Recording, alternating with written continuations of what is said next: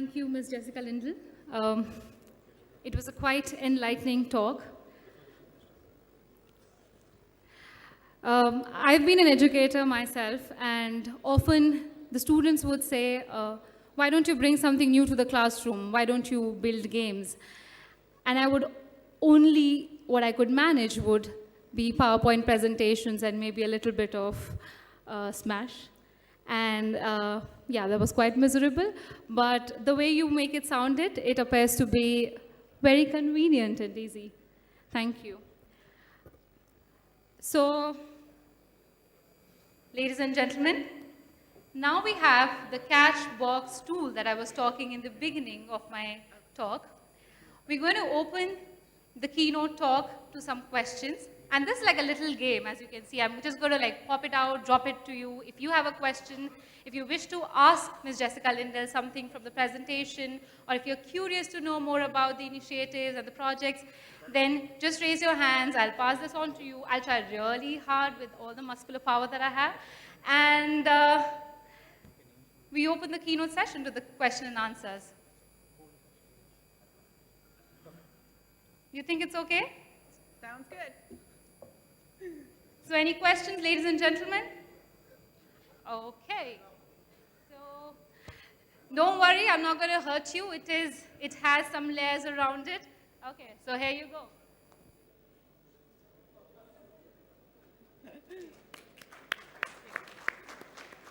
Can I ask my question? Okay.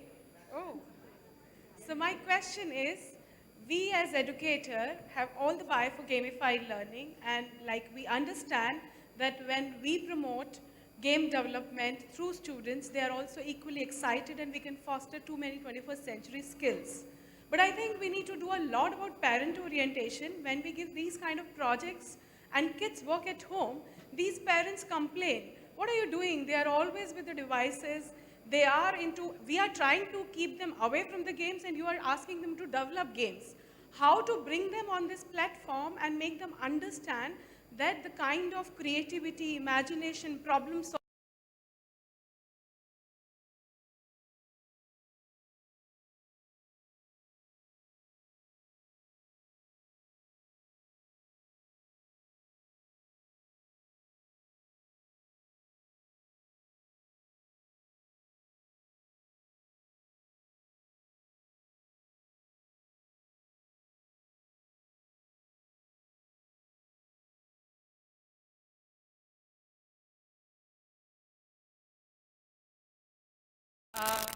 Okay, so I'm going to pass up the toast.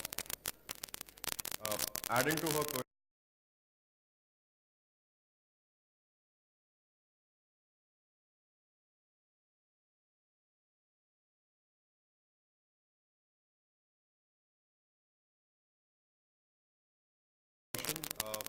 now we have focused on completing the syllabus and finishing the whole syllabus in the academic year. When do we have time to focus on the games when the curriculum itself is not including or encouraging any of these things? Yeah, I think I would argue, based on the results that we've seen from curriculum that integrates a game-based approach, that the exponential growth than the traditional curricular approach.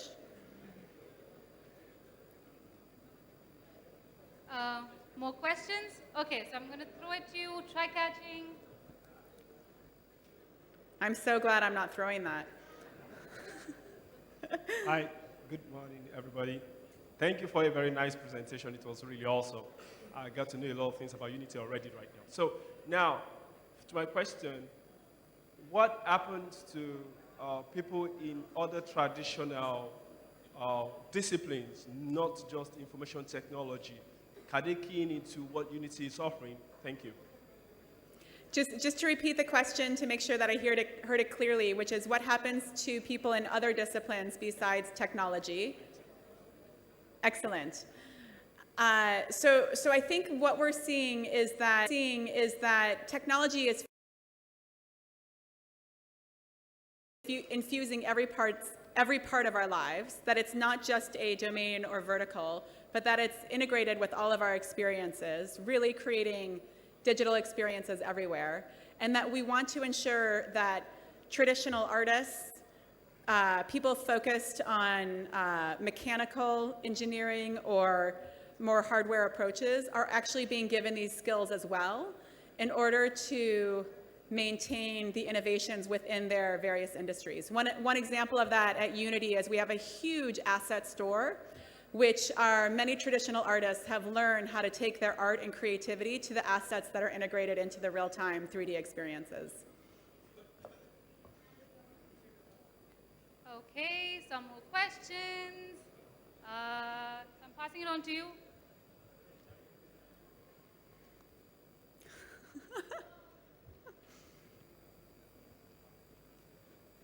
Yeah, hi. So being an educator, I just have one question. I mean, we also grow up with that traditional mindset. So how, being an educator, I evaluate the growth and outcome of a child in a classroom? I mean, if you have 30 to 40 kids in a classroom, and I think it brings back to the first question, then it would be easier for me to convince the parents and other stakeholders involved that actually digital gaming is leads to growth and mindset of a child. Could you just repeat that question again? Oh, Sorry, I have a hard time hearing you. Am I audible now? I can hear you. Yeah. So I just have one question. I mean, being an educator and coming from the traditional mindset only, how do I evaluate and the learning outcome of every child in my classroom through these digital gaming? Because I think the other stakeholders involved, like parents and all, can only be convinced if I'm able to show that outcome. And how is that possible for every child in a classroom? Yeah, I think that is one of the biggest, most important questions for us as a community to answer. Again, back to one of the biggest mistakes I made is thinking that I was coming out with great innovation and realizing that it was taking the teachers I was serving so much more time that they just couldn't allow for it. And so when we think about assessments, unfortunately, the fastest, quickest approach to assessments, as we know, are either paper or digital-based, norm-referenced, standardized assessments.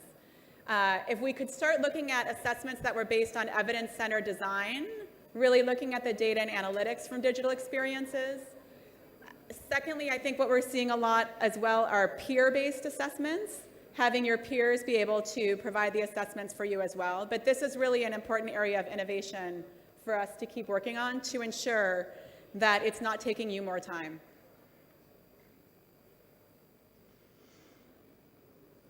Ladies and gentlemen, before we move ahead to the next set of questions,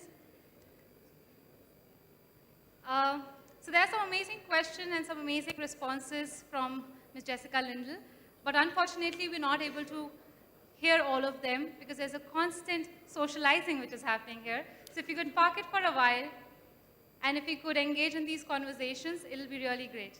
Thank you.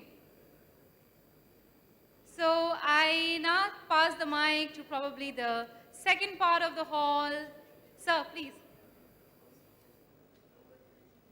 Thank you. Am I audible?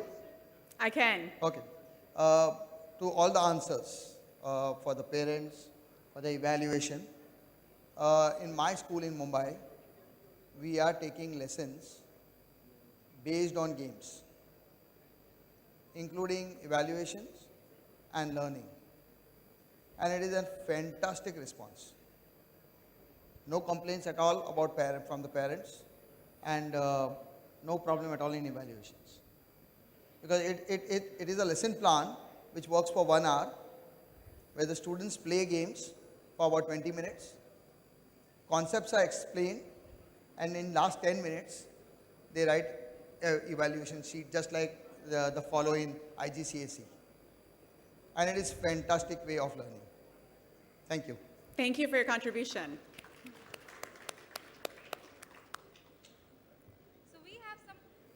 So we have some students with us, young enthusiastic students, and I would now love to pass the mic to them. Catch. Good morning, everyone. And my question is, are these games more based on primary and secondary education, or it is also it also supports professional education? So if you look at the games that have been created with Unity, again, thousands of developers, hundreds of thousands of games. They cover what we call pre-K to gray. So really lifelong learning all the way through. So we have this lady who's been asking me to pass the mic for the longest time. So now here you go. Good morning, everyone. Jessica Lindell-ji, it was very nice listening to you. Thank you. So my question is, I come from a public school. If you understand, I'm a teacher in a government school. So what I wanted to ask is, we all believe in universalization of education. So how come we all strive together so that the poverty line students who are studying in government schools also have the opportunity to have all these games?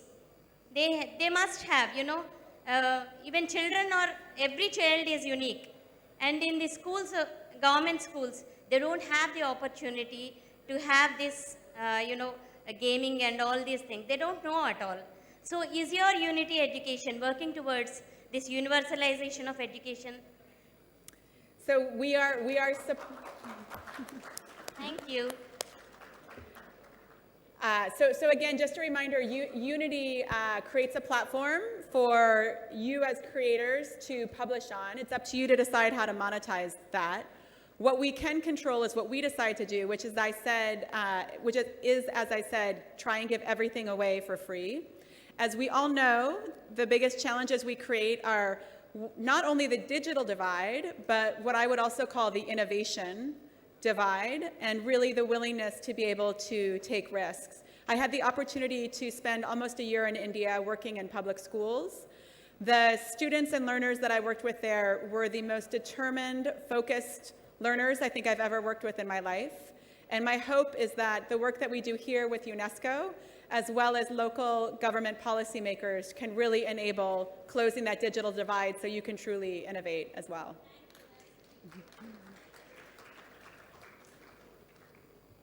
Okay, moving ahead. Any more questions? Okay, so that's going to be quite tough.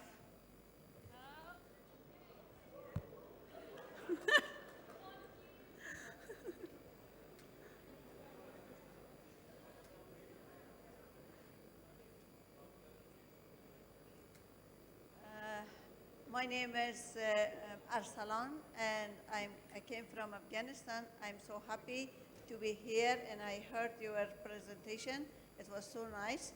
And one part of your presentation was about equality and equity, but I would like to know when in real mean the equality will come to our education life.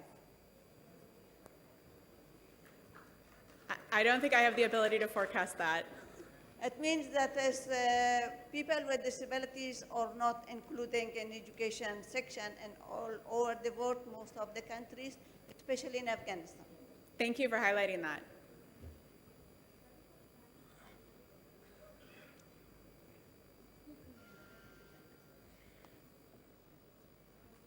Questions? And there's this gentleman, please.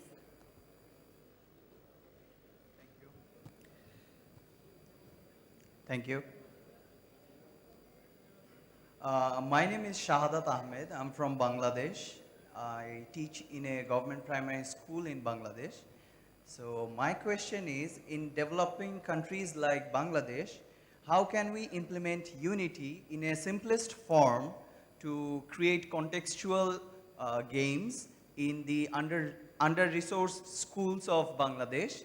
And what kind of support can we expect from Unity to implement that in our underprivileged schools? We would love to collaborate with you on that. An idea for you is how do you support your teachers, your educators into becoming designers? We could provide the training to your teachers to learn how to create their own interactive 3D experiences, whether they're learning games or any other simulations across fields of study. Thank you. Jessica, we have a couple of more questions for you. Are you in? I am in. I am always open to help from the crowd as Lovely, well. lovely. So I pass on the mic here, and then I'm going to pass the mic there. Just wait, people. Hello. Yeah, hi Jessica. It was so nice to see your keynote here. So just to answer your question, sir, if you don't mind, I would like to add on something like, because you showed one of the events called Game Jam Titans that we host in India that helps students not only display their skills in game development, but we as Mindbox, we're using this platform, Unity, in our programs to teach children how they can develop their 21st century skills with the help of gaming. And now may I come to the question, please. So, Jessica, one of the challenges that we face in schools is the space for technology in their timetable. That is, the amount of time that schools give per week to students inside the labs, because most of these programs happen in a separate lab, at least in India, where the classrooms are not essentially equipped with computers or the devices required. So what would be your take, or what would be your suggestion to all educators here so that they would be motivated, or rather encouraged to take steps towards giving more time for such classes? Thank you. Thank you. I think the way to, first of all, thank you so much for your support. I think the way to approach this is not to consider technology as a pullout. Again, technology is just a tool. It's a tool that can be added to any field of study and not necessarily to be considered a pullout that we should add more hours to.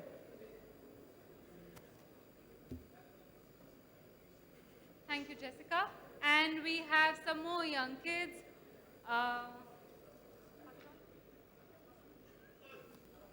Hi, ma'am. So what my question is that in underdeveloped countries, like the world is connected through social media, right? And now what I'm thinking is of that the whole world should have one curriculum, like one curriculum of education, and that should be through games and all. So I want to ask that when do you think this change will come in the whole world? I mean, like in developed countries, yes, we can say in around 5 years, developed countries will have. Underdeveloped countries, okay, fine. Let me guess, 20 years? What do you think about it? I think the question is for you. When can you create one curriculum for us? No, well, see, the thing is that you want to spread games around the world. So I just want to know, when do you think that the whole world will get used to it? I mean, like, in underdeveloped countries, social media is now a big thing for them. So when do you think that games will change their life? Thank you. I do still think it's up to you.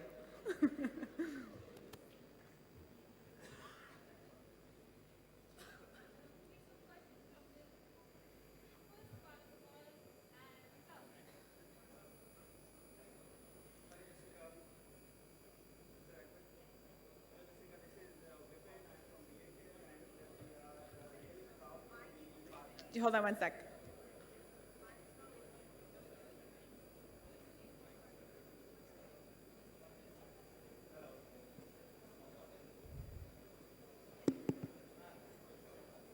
Jessica, this is Vipin from VATO Labs, and we are really proud to be a great partner with Unity, and things we have done together globally in different ways. And good to see, and thanks for your reference there. I would like to add one thing for the questions about underprivileged and the low budget schools and what can be done there in those countries and in those regions. So I'll give an example, and due to our partnership with Unity, we have been able to, as Viative, create a very immersive and engaging learning solution for K-12 school education. And an example of that is that within India, in the low private budget school section, which is the lower income grade, we are now taking a virtual reality-based classroom program using Unity to 80,000 schools, which is the largest transformation in the world using advanced technology like virtual reality and Unity, and not just in India. So my message is it can be done, it is being done, It is a matter of having a social enterprise flavor in you, besides being an entrepreneur and besides being a businessman, and that's how we work together with Unity, and would love to answer specific questions on how it can go to low-income schools. Thank you. Thank you.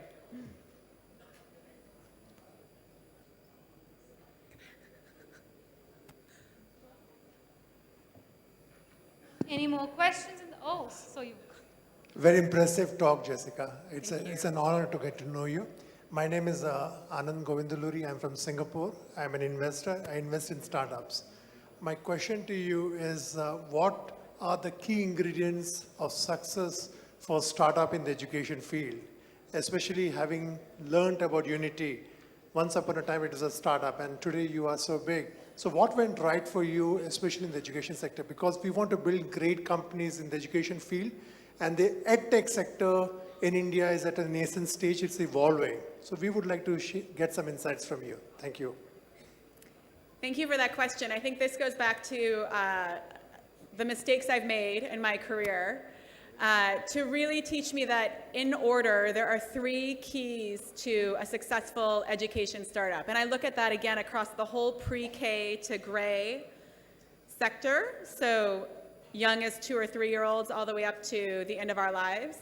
The first and most important is it easy to use? Did you have empathy for the user? Did you understand what their lives were like? Did you really create this as a seamless experience for them to be able to learn from? The second is this sustainable? Where is the revenue going to be coming from? And is that revenue sustainable to be able to support you? So many amazing innovations have either been way too hard to use, or it was really unclear around what the business model or the revenue structure is. And then third, unfortunately, is what is the impact in that order? What are the gains that you're getting as a learner to be able to invest both your time and your money or somebody else's money to be able to cover those learning experiences? Thanks. Thank you, audience. Thank you, Jessica. Thank you. Thanks a lot.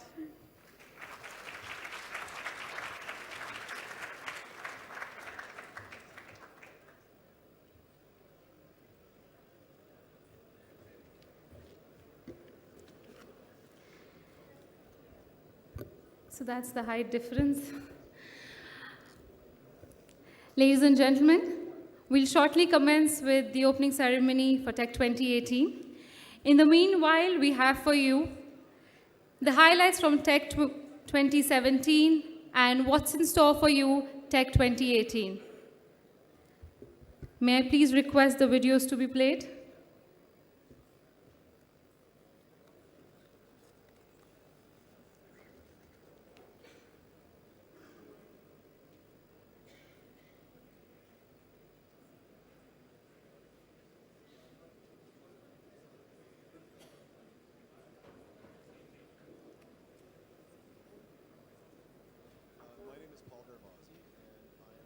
Visakhapatnam.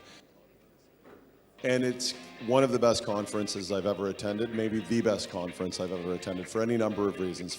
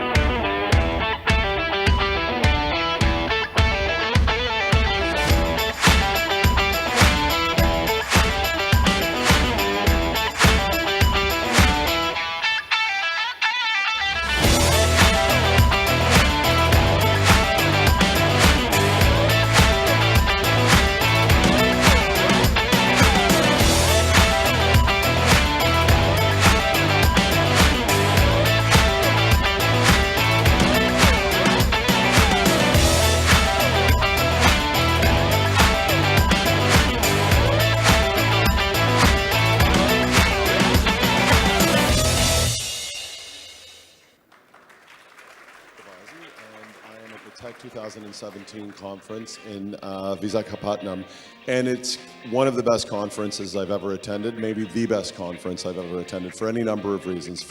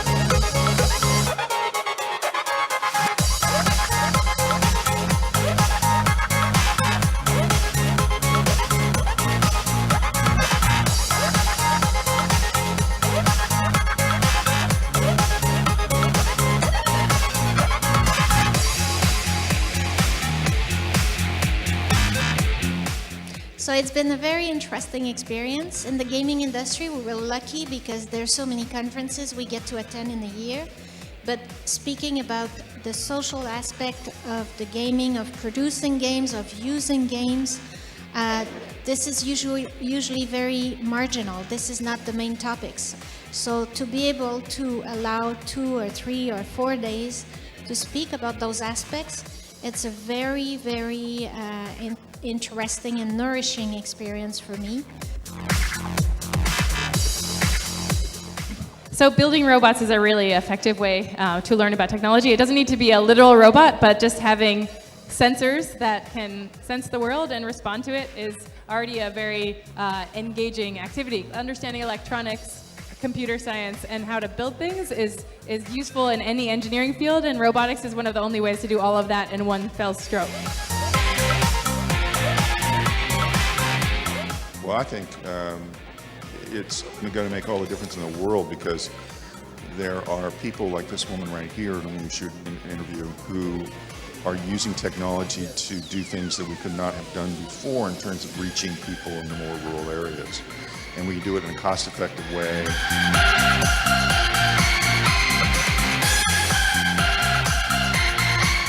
It depends on the world you're trying to make. If you want to create a world in which it's equal and there's less suffering and everybody has the same rights, then there's a huge education divide. If our goal is to create a world the way it looks right now, where some people thrive on the backs of others, the education system's working perfectly for everybody.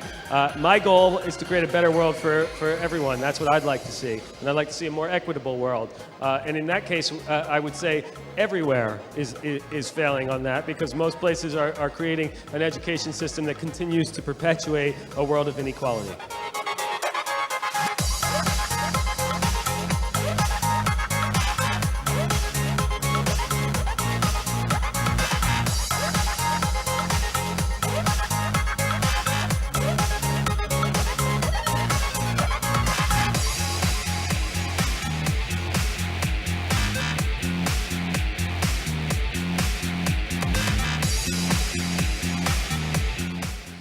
I think the conference, I love the theme and the emphasis on humanity, compassion, empathy, you know, these broader aspects, just like the session we had today about critical thinking and compassion and empathy.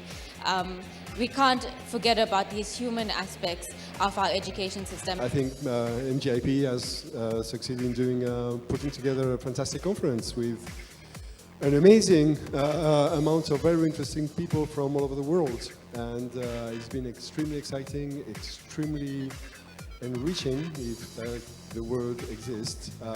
But I think we will all leave Vizag with being better persons. I'm really glad to come here and learn something new which I don't know, and I really thank UNESCO for giving this an opportunity so that we'll get an idea of what we need to do. Tech is a great conference because usually when we are talking about education, you never mention this kind of topics as artificial intelligence, games, like the topics that are the trends of today's world. So tech is like the cutting edge of the conference in education. Tech 2017 is going to change the way that conferences on digital and ed tech is done. In most cases, it always is a trade show with a little bit of substantive intellectual content. In our case, it's 90% intellectual content and 10% a trade show.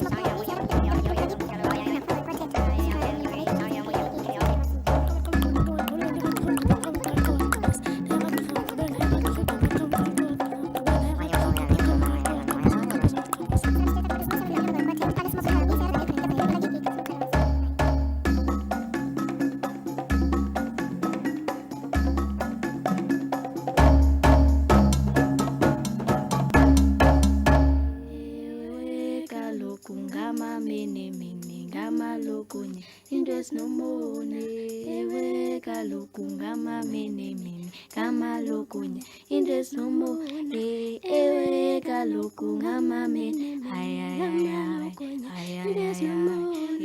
ewe kaloku ngamame nemene ngamalokunya indes nomona ewe kaloku ngamame nemene ngamalokunya indes nomona ewe kaloku ngamame nemene ngamalokunya indes nomona ewe kaloku ngamame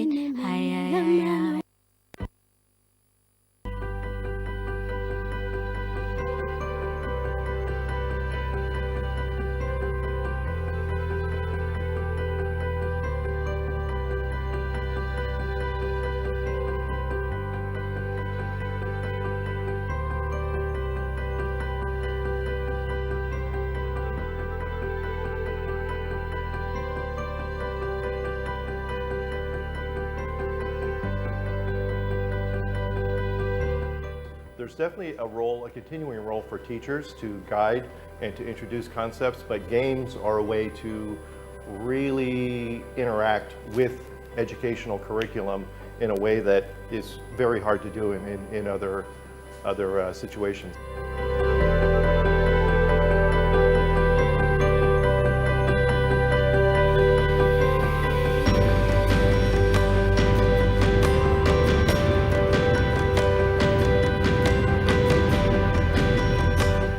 There's a whole generation of digital natives that is coming up. Everybody grows up with devices in their hands, and with those devices they have control over what they're pursuing. They can follow their curiosity, they can answer questions, and they can experiment with the world and the information that they have. And so we need to make sure that education allows them to continue to exercise that power and to have the agency to follow their curiosity. I think that there's a huge potential to be reaped. And one of the advantages is that there's the neurosciences can be used to show that games actually activate all the different parts of the brain, the thinking brain to the feeling brain. And once you have those connections, you actually can train people to be empathetic, to be compassionate, to be critical thinkers, which are basically all the properties that we want for the 21st century skills of our young people.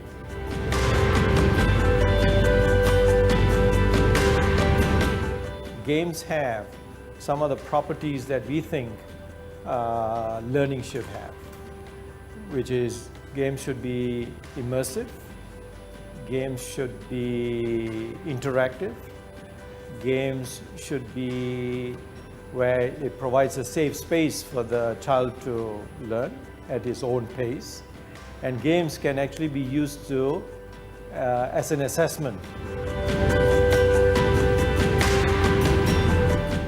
So you learn through failure that you need to think about what you're doing, have plans, coordinate with other people, communicate effectively, regulate what you're doing, not just be a wild man. Of course, there are not too many talks which talk about gaming and digital learning. So it was a lot of fun to hear Chris as well as Ananta and get their insights on digital learning. As Chris said, games are giving you a hands-on kind of experiential learning, and this is what the Indian student needs. We have been doing rote learning, we've been memorizing everything for ages, and I don't think it has led us to being really educated.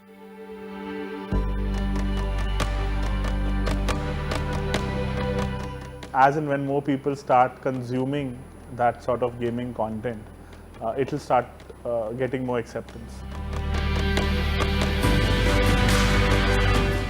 What education really means is that if a game is going to teach me how to remove garbage and how to remove plastic bottles and pick them up and throw them in the dustbin, or for instance how to follow traffic laws, and when I come in real life and I do all those things that I've been doing, I replicate all those actions that I've been taking on a gaming platform, then I'd say games, or including gaming in education.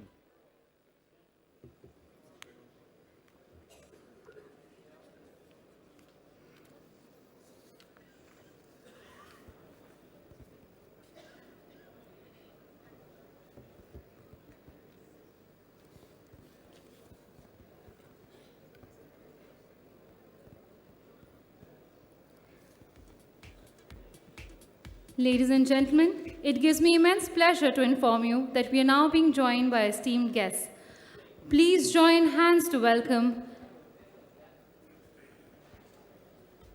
the Honorable Chief Minister of Andhra Pradesh, Sri Nara Chandrababu Naidu, Her Excellency Rosa Otunbayeva, Member of MGIP Governing Board and former President of Kyrgyzstan, the Honorable Minister of Human Resource and Development, Government of Andhra Pradesh, Shri Ganta Srinivas Rao, Joint Secretary, Ministry of Human Resource and Development, Dr. Sarvana Kumar, Deputy Chief Minister and Home Minister of Andhra Pradesh, Shri N. Chinnarajappa, Special Chief Secretary, Andhra Pradesh, Shri Adityanath Das, Honorable Minister for Tribal Welfare and Empowerment, Shri Kedari Shravan Kumar, and UNESCO MJIP Director, Professor Ananta Dweirappa.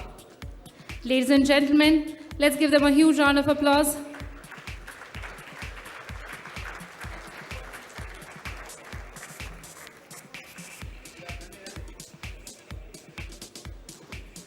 Thank you, ladies and gentlemen. Please be seated. We'll shortly commence with the opening ceremony for Tech 2018.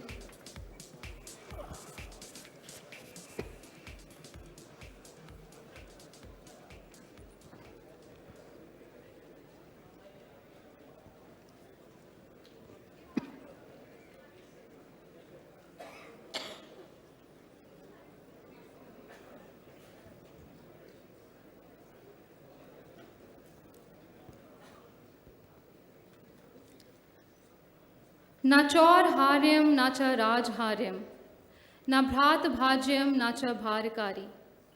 Vyay krite vardhate nityam, vidyadhanam sarve dhanam pradhanam.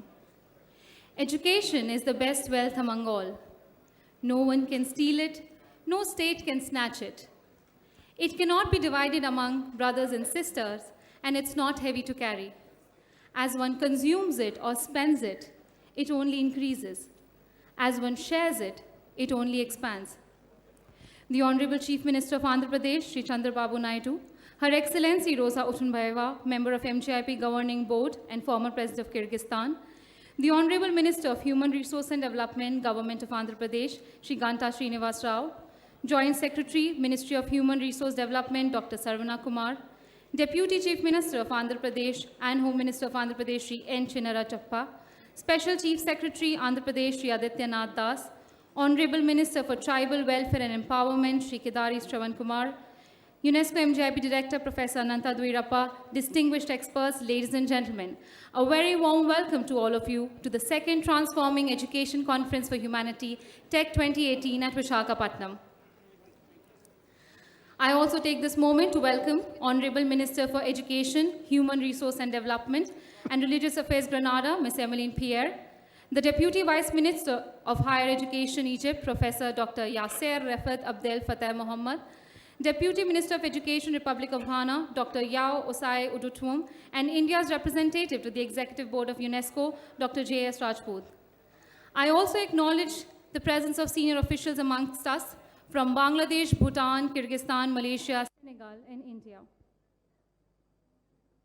With that, ladies and gentlemen, I would like to say that light and brightness has always been equated with positivity, knowledge, and enlightenment. With it comes the strength to challenge one's own ignorance and beliefs. And in walking this strength today, let us begin the day with lamp lighting. And to do the honors, may I request our dignitaries to kindly join us. The Honorable Chief Minister of Andhra Pradesh, Sri Nara Chandrababu Naidu, Her Excellency Rosa Otunbayeva, Member of MGIP Governing Board and former President of Kyrgyzstan, the Honorable Minister of Human Resource and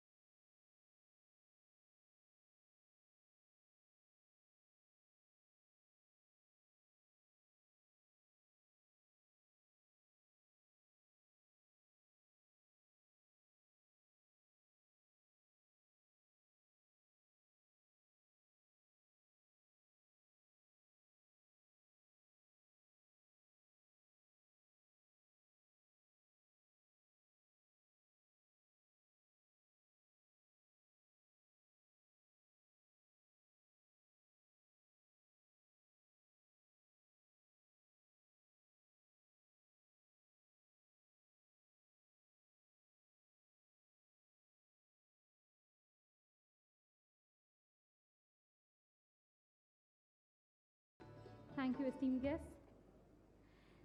Ladies and gentlemen, we shall now begin with the inaugural address.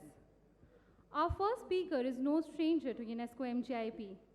She has been on the MGIP governing board since its inception and has constantly showered the institute with her guidance. She is also well known internationally as the interim president of the Kyrgyz Republic after the 2010 revolution. Her foundation, the Rosa Otunbayeva Initiative International Public Foundation, has been widely recognized for its holistic approach towards development in Kyrgyz Republic. For her this lifelong commitment, she was also recently awarded the Common Ground Award. Ladies and gentlemen, with a huge round of applause, I now invite Her Excellency Rosa Otunbayeva, former President of Kyrgyzstan, for the inaugural speech.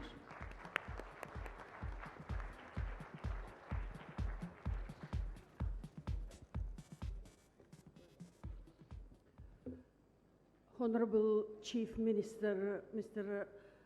Chandrababu Naidu, Ministers, Excellencies, distinguished members, friends, and colleagues.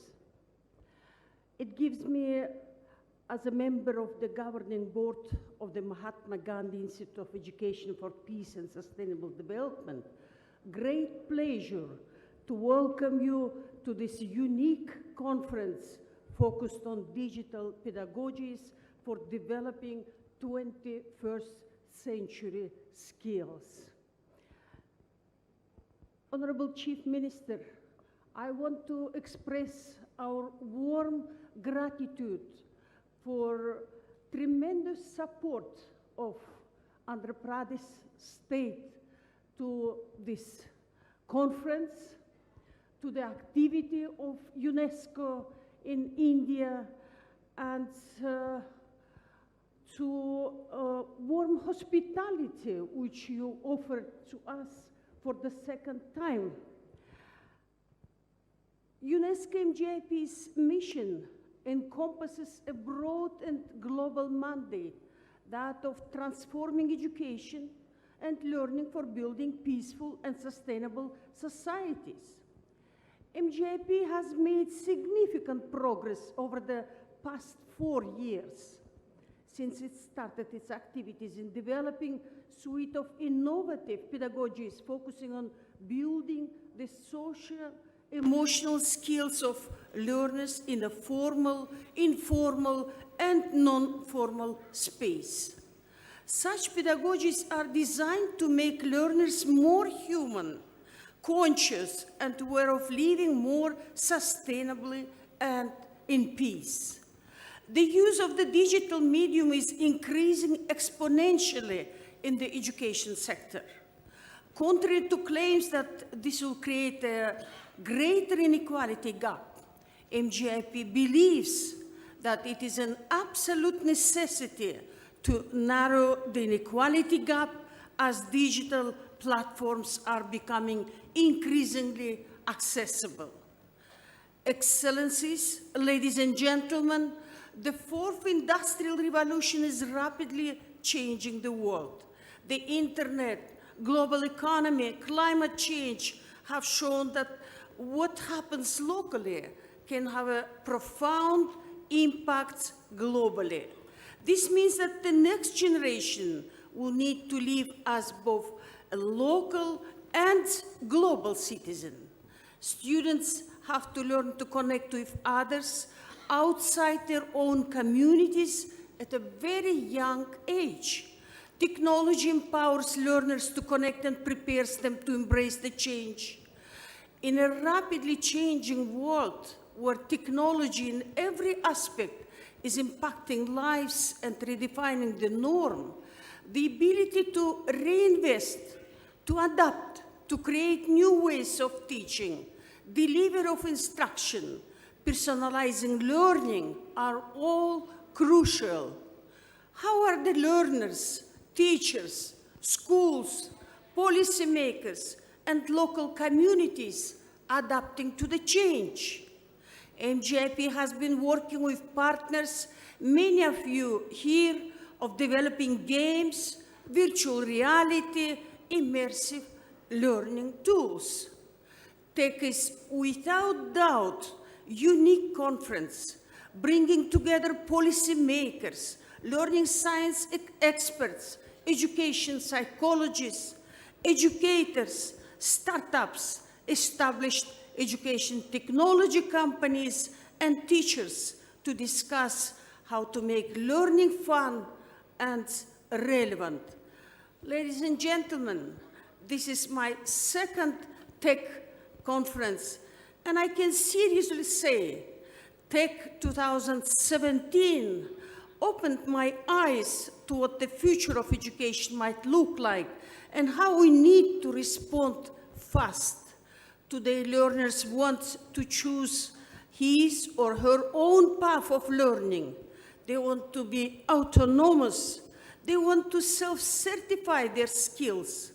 Technology enables such a personalization to happen. Technology is a great leveler in terms of quality and access. I invite you all to meet the thought leaders who are transforming education, impacting lives with better ways of engaging the student for enhanced learning outcomes, not just for rational analytical skills, but also for building emotional intelligence, for building empathetic and compassionate individuals who will be the future agents of change for building peaceful and sustainable societies. Thank you.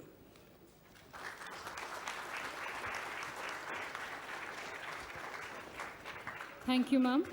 Also, our heartiest congratulations for receiving the Common Ground Award. I would now like to invite UNESCO Delhi Director and representative to Bhutan, India, Maldives, Sri Lanka, Eric Falt, to share the Director General of UNESCO, Audrey Azoulay, message.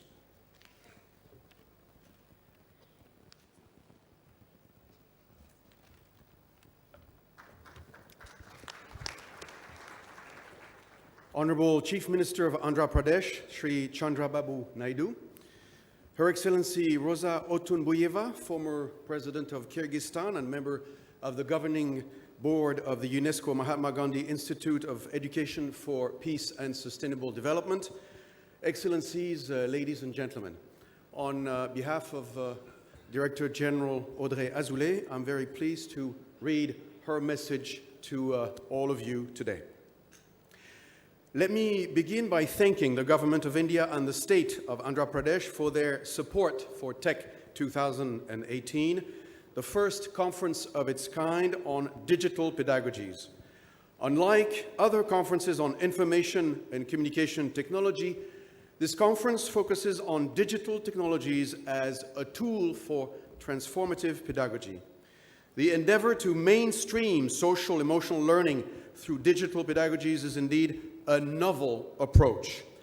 Many would even say it is a contradiction in terms, but in fact, early findings from the neurosciences of learning suggest otherwise. For example, gaming for learning has been found to stimulate the emphatic parts of our brains. The Mahatma Gandhi Institute's flagship magazine, The Blue Dot, keeps abreast of these developments, and I invite you to consult this useful resource. Artificial intelligence, AI in short, is another area that shows great promise for education. It is expected to transform the way teachers work by offering new teaching aids and revolutionizing the way in which students receive personalized learning. It could also enlarge access, potentially leading to more inclusive education. Currently, there is no universally recognized institutional framework on the ethics of AI and its relationship to education. And UNESCO, with the support of member states, has begun to reflect on such ethical principles. By its mandate, UNESCO is ideally placed to play a key role in supporting member states to increase the accessibility of technology and promoting the use of digital educational tools that encourage learning.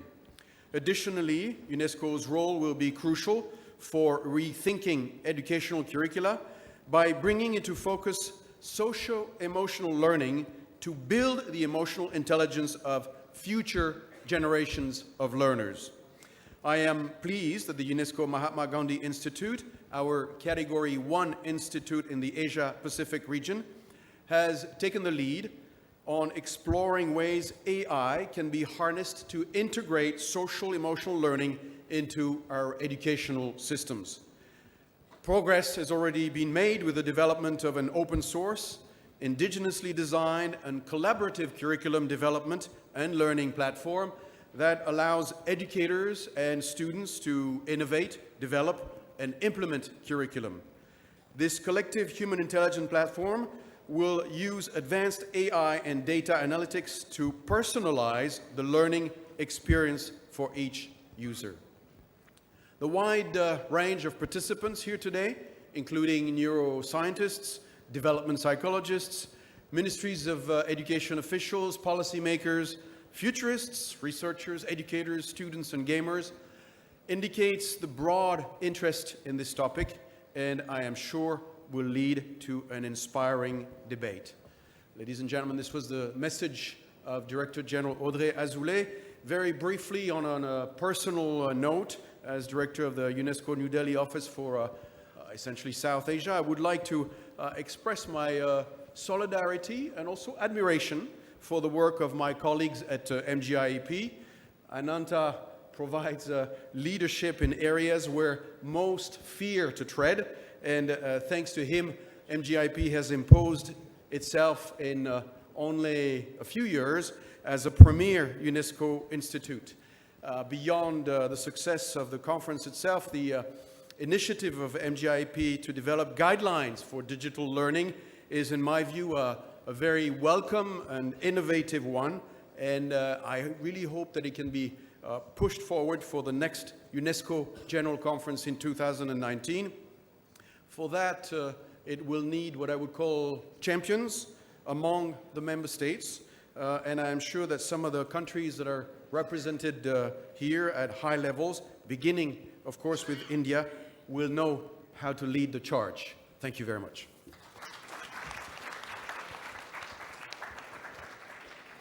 Thank you, sir.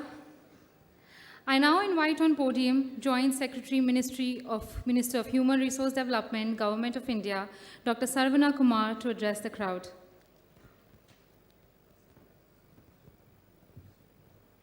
Let's welcome him with a huge round of applause, ladies and gentlemen.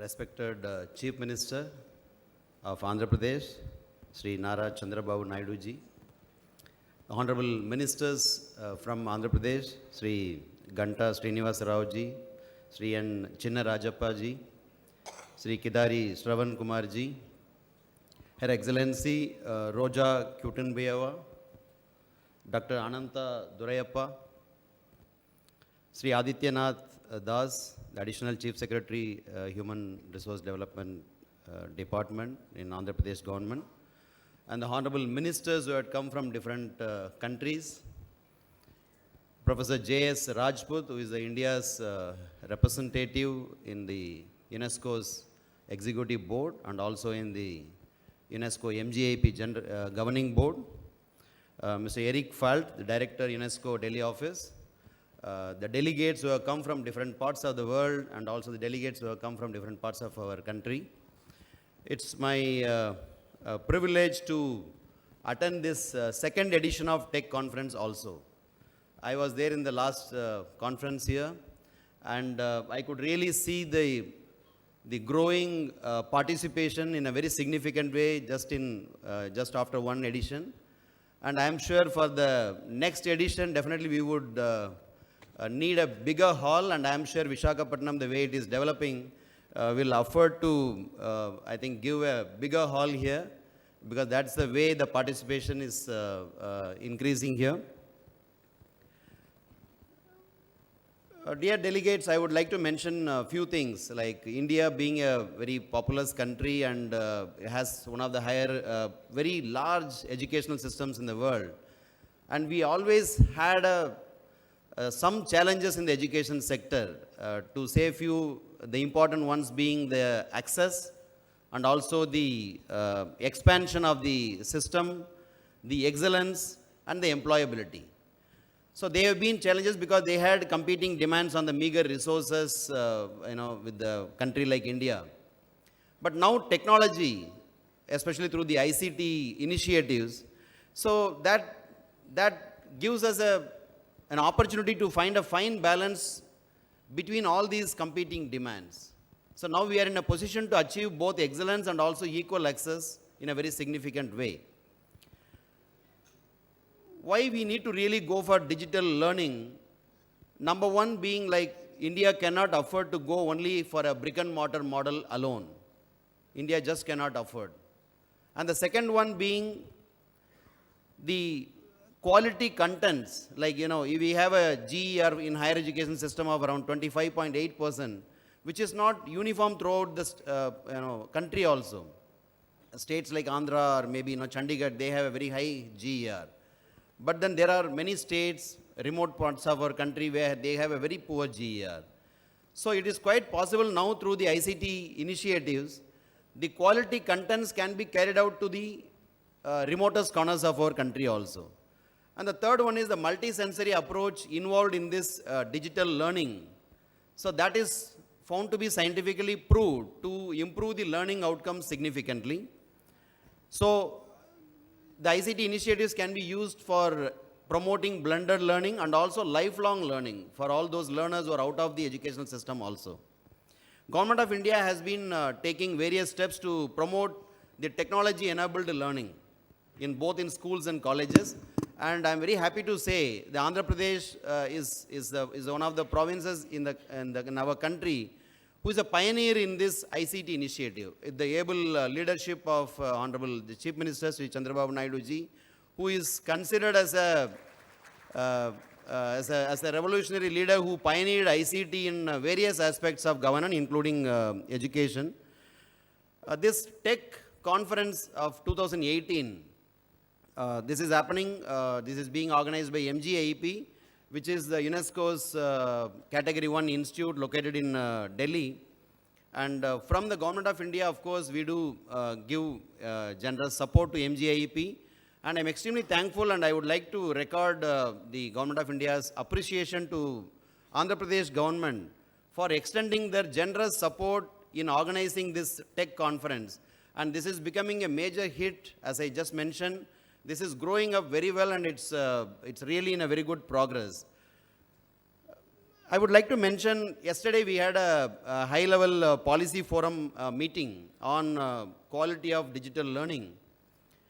Because when we talk about digital learning, the major issue which we are facing nowadays is the digital contents. It is not the availability of contents. In fact, sometimes it is too much availability of the contents.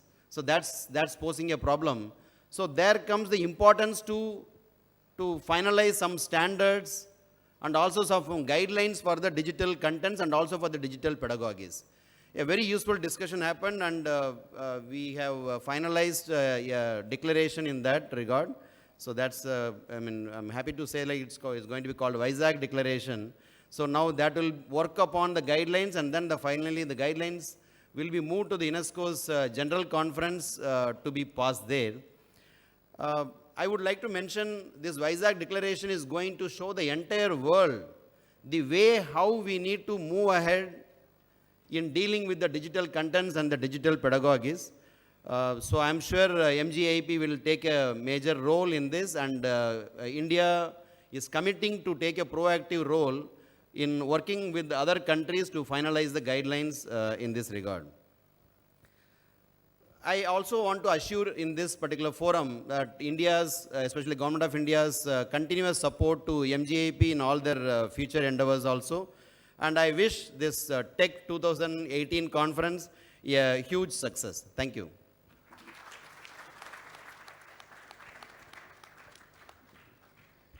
Thank you, sir. Our next speaker for the day is the Minister of Human Resource Development, Government of Andhra Pradesh. He also represents the Telugu Desam Party from Bhimli Assembly constituency. Ladies and gentlemen, with a huge round of applause, please welcome the Honorable Minister of Human Resource and Development, Government of Andhra Pradesh, Shri Ganta Srinivas Rao.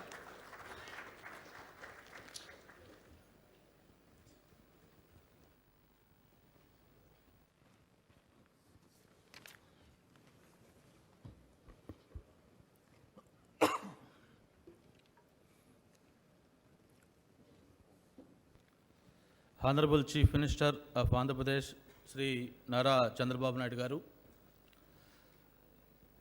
Honorable Minister for Education, Human Resource Development and Religious Affairs, Canada, Enemilene Pere, Honorable Vice Minister of Higher Education, Egypt, Professor Dr. Yasir Rafat, Honorable Deputy Minister in charge of General Education, Ghana, Dr. Yawasio Adutwin, His Excellency Roja Otubino, former President of Kyrgyzstan, Director UNESCO MJF Dr. Ananta Darapaya, senior policy makers from education sector, Malaysia, Bhutan, Bangladesh, Quebec, Senegal, Kyrgyzstan, distinguished guests, friends and students.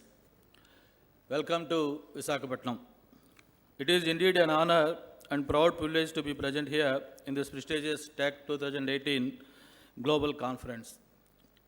This is the second edition of a global conference jointly organized by Government of Andhra Pradesh and UNESCO, Mahatma Gandhi Institute of Education for Peace and Sustainable Government, with the support of the Ministry of Human Resource Development, Government of India. The conference focuses on digital pedagogies for transformative learning experiences and building 21st century skills.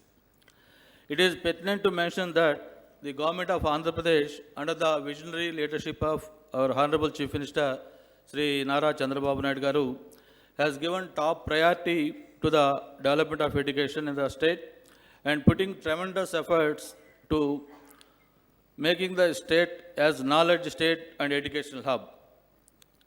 On impact of his vision and sustainable efforts initiations, Government of AP has shown a phenomenal growth in education sector and made government educational institutions as smarter by providing digital and virtual classrooms, latest equipments, online courses, skill development initiatives, and effective monitoring systems by investing huge amount of budget. The subject chosen, particularly digital pedagogies for the conference, is timely and very important in the present global scenario. These digital pedagogies such as video games and AI-driven education platforms help in building 21st century skills such as design thinking, systems thinking, critical inquiry, empathy, compassion, mindfulness, collaboration and communication in a stress-free and fun way. These are necessary skills for building emotional and intellectual intelligence in order to make learning a deeply engaging process and also enhancing learning outcomes. Tech 2018 is a pedagogically content-rich conference bringing together over 1,000 global experts from more than 60 countries to Visakhapatnam, including ministers of education, scientists, AI experts, data experts, legal experts, design and storytelling experts. The conference will be a place to train teachers on such digital pedagogies through workshops, engage in dialogue with experts, building partnerships and learn from best practices to make Tech 2018 a memorable event. There is a growing need for quality, equitable and inclusive digital learning resources across the world. This increased demand for quality edtech products represents huge in market. I am very happy to inform that Government of Andhra Pradesh is setting up the Intelligent Global Hub for Digital Pedagogies in Visakhapatnam with the knowledge partnerships of UNESCO MGIEAP. This hub is a unique ecosystem and will generate thousands of high-skilled jobs, train highly specialized talent, and in its expand innovation, bringing global research, industries, and investment to this region. Tech 2018, the Vizag Declaration will help to establish Andhra Pradesh as the skill capital of India, upskilling teachers and became a fountainhead of global talent, which is a key element in the state government of Andhra Pradesh Vision 2029, which calls for a holistic approach to development towards creating happiness for the people of the state. Thank you, one and all.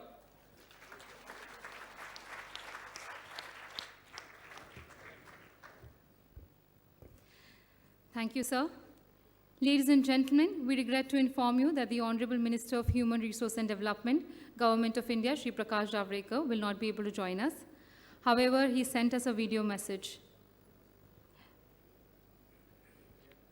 dignitaries on dais, of the dais, international representatives who have come here, and those educators, edu-entrepreneurs, experts, policymakers, researchers, scientists, I salute you. Because this is one important seminar where I would have liked to be there, but as I am fully engrossed in Rajasthan election, I am unable to attend. But UNESCO Mahatma Gandhi Institute of Education is India's gift to the world. This institute has been built on global themes and is working tirelessly with new vision and in a mission mode to achieve educational transformation. Today, knowledge exponentially grows.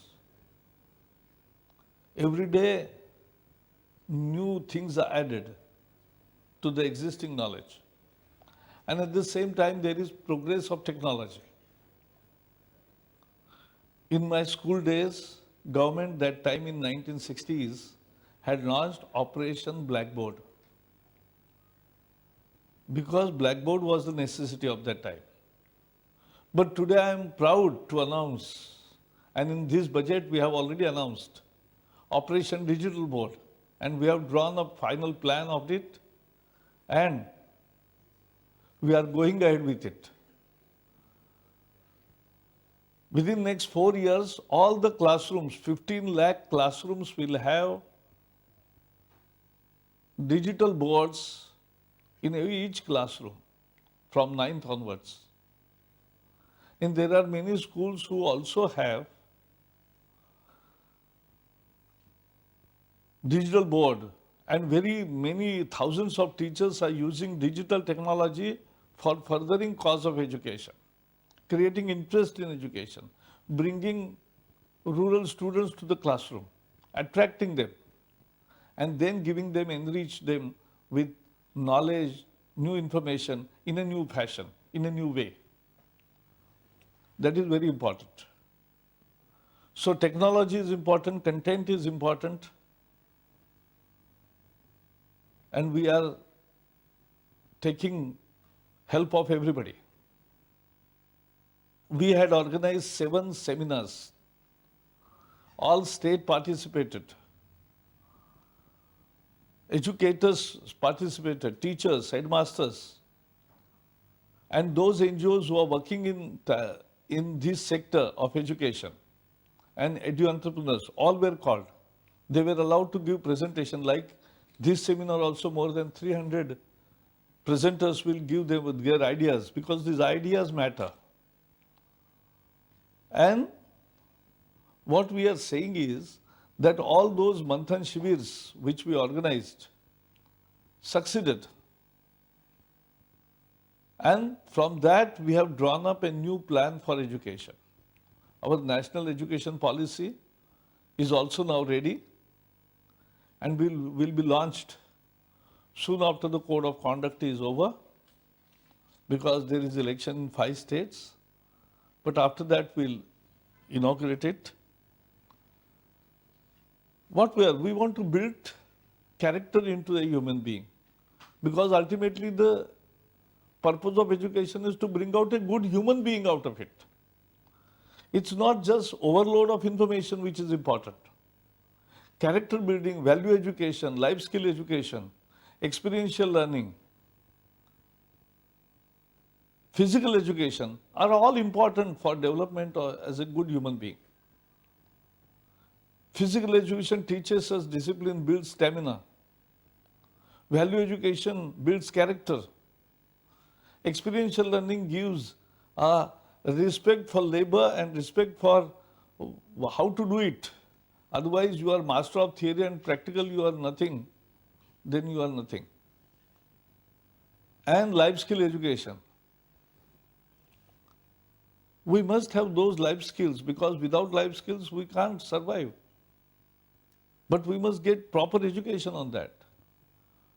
When we came out with this formula of having all this into education, the moot problem was that today the curriculum overload is so much that students are under stress. And therefore, I decided and declared that we will reduce the curriculum by half within next 2-3 years. And I'm happy this year also, our NCERT has taken great pains and what can be reduced, and more than 10 to 15% syllabus curriculum reduction will happen this year. But more to come in following years. Because ultimately we need time for physical education, for life skill education, for experiential learning, for value education, and for physical education. Digital education is the way of doing the things. We want to build a good nation out of education. And to that end, MGIP has taken many leads. We are actively cooperating with this institute. It's our institute, and I wish this Take Conference 2018 a grand success. And I'm eager to listen to your recommendations because that's what I value. I take cognizance of every good suggestions I receive, so waiting for your good suggestions. Thank you and all the best.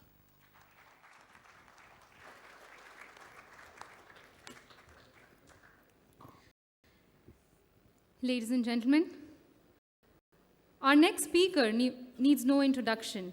He is the winner of numerous awards, including the IT Indian of the Millennium from India Today, Business Person of the Year by the Economic Times, South Asian of the Year from Time Asia, and membership in the World Economic Forum's Dream Cabinet, to name a few. He is a visionary who pursues innovation strategies with great vigor and determination. Over his tenure, he has introduced many market-based reforms and populist schemes. One of his most celebrated strategies has been on digitalizing governance.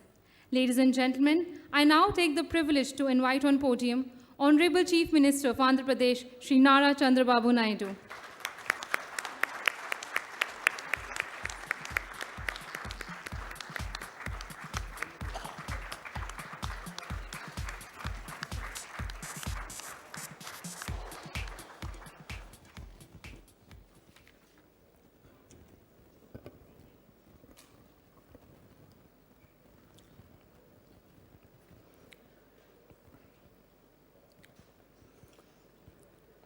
Her Excellency,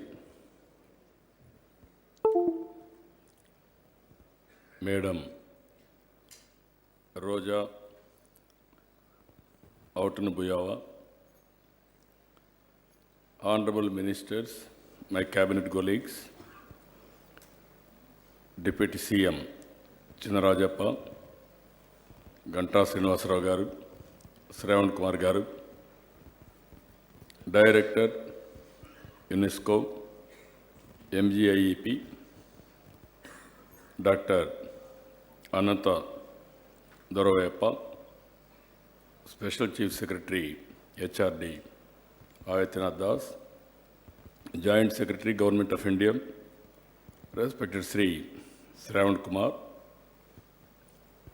Honorable Minister, Science and Technology and Innovation,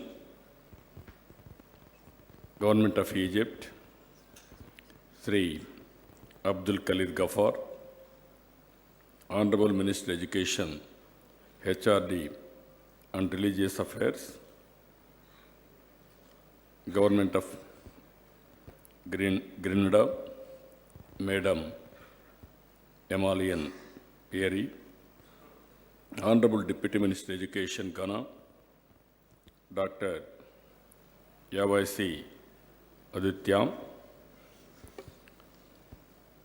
senior policy makers from education sector, Malaysia, Bhutan, Bangladesh, Quebec, Senegal, Kyrgyzstan, and respected dignitaries and invitees, friends. I am very happy to address this meeting. You are all aware, Visakhapatnam is a beautiful city, and also it is #1 city in terms of cleanliness. You will have a nice time here, excellent beaches, and also if you see here, one of the most beautiful hills. Everywhere there is a greenery, and also very delicious food also. You will have excellent seafood here. You can enjoy your stay. It is the city of destination. Future destiny is here. Sometimes this type of seminars will add further. Nowadays, in Visakhapatnam, we are conducting number of conventions. Recently, we had FinTech convention also. Now on technology, we are moving in a big way. And also 2017, we had first Tech 2017. It had wider participation, and it was a great success in introducing innovation and education. This time, I am very happy, second time. The theme is very clear, gaming and digital learning in education. Even objective, if you see, it is a platform for dialogue and capacity building across gaming, digital pedagogy, and education stakeholders. Solutions for transforming education from present-day classroom learning to interactive mode of learning. Ultimately, you agree with me, we are in knowledge economy. For education is very, very crucial. Even themes I have seen, very interesting themes. Transformative gaming and digital pedagogies for social and emotional learning, and also beyond 4 walls of the classroom, transformative gaming and digital pedagogies for science, technology, engineering, and mathematics, STEMs plus, artificial intelligence and the future education, and also framework for application of digital technologies in education. Last year, in Tech 2017, we entered MOU with UNESCO, MGIEP, to establish an autonomous, intelligent global hub for digital pedagogies. I am very happy this hub has many first of its credits in creating Global Research Center for Science of Learning, Global Certification Bureau for Digital Learning Resources, School for Difference Learners, first in Asia Pacific, Design University, especially for designing digital games, Skill Development Center, Sectoral Digital Skilling, Gaming and Digital Learning, Teachers Training Academy, Incubator Ecosystem.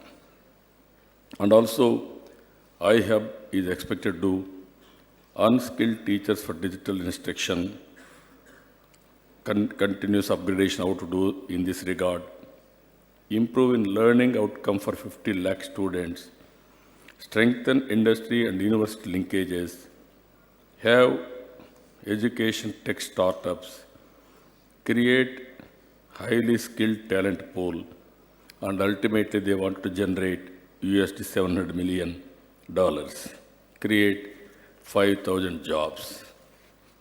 You are all aware, India is having so many advantages. We are very strong in English. Even in America, they are having limited population. If you compare and anywhere in the world, highest speaking English people are in India, not any other country. Even England, nowhere in the world. Second is we are very strong in technology. In technology, out of 4, all over the world in information technology, 1 is from India.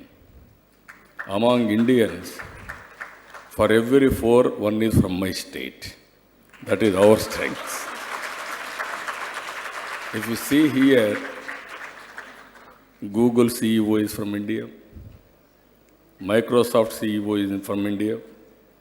Like that, if you go on naming people, most of the CEOs are from India, especially from our state or neighboring states. That is our strength. And also, if you see, we are having biggest market because of our size of population also. 1.3 billion. That is the size of population. And also democracy. And at the same time, demographic dividend. If you see all countries, you are having a aging problem. But India is having total youth. Our average age, if you see, around 29 years. It is young India. So that we can provide services for the global community by sitting in Visakhapatnam or in Andhra Pradesh. That is the strength India is having. I am very happy apart from this. In technology, we are having fiber grid. Every home we are connecting with 15 Mbps. Every school, college, everywhere we are prepared to provide gigabit capacity. Under the same time, around 25,000 hotspots for Wi-Fi. Every place, wherever we need, we can provide Wi-Fi.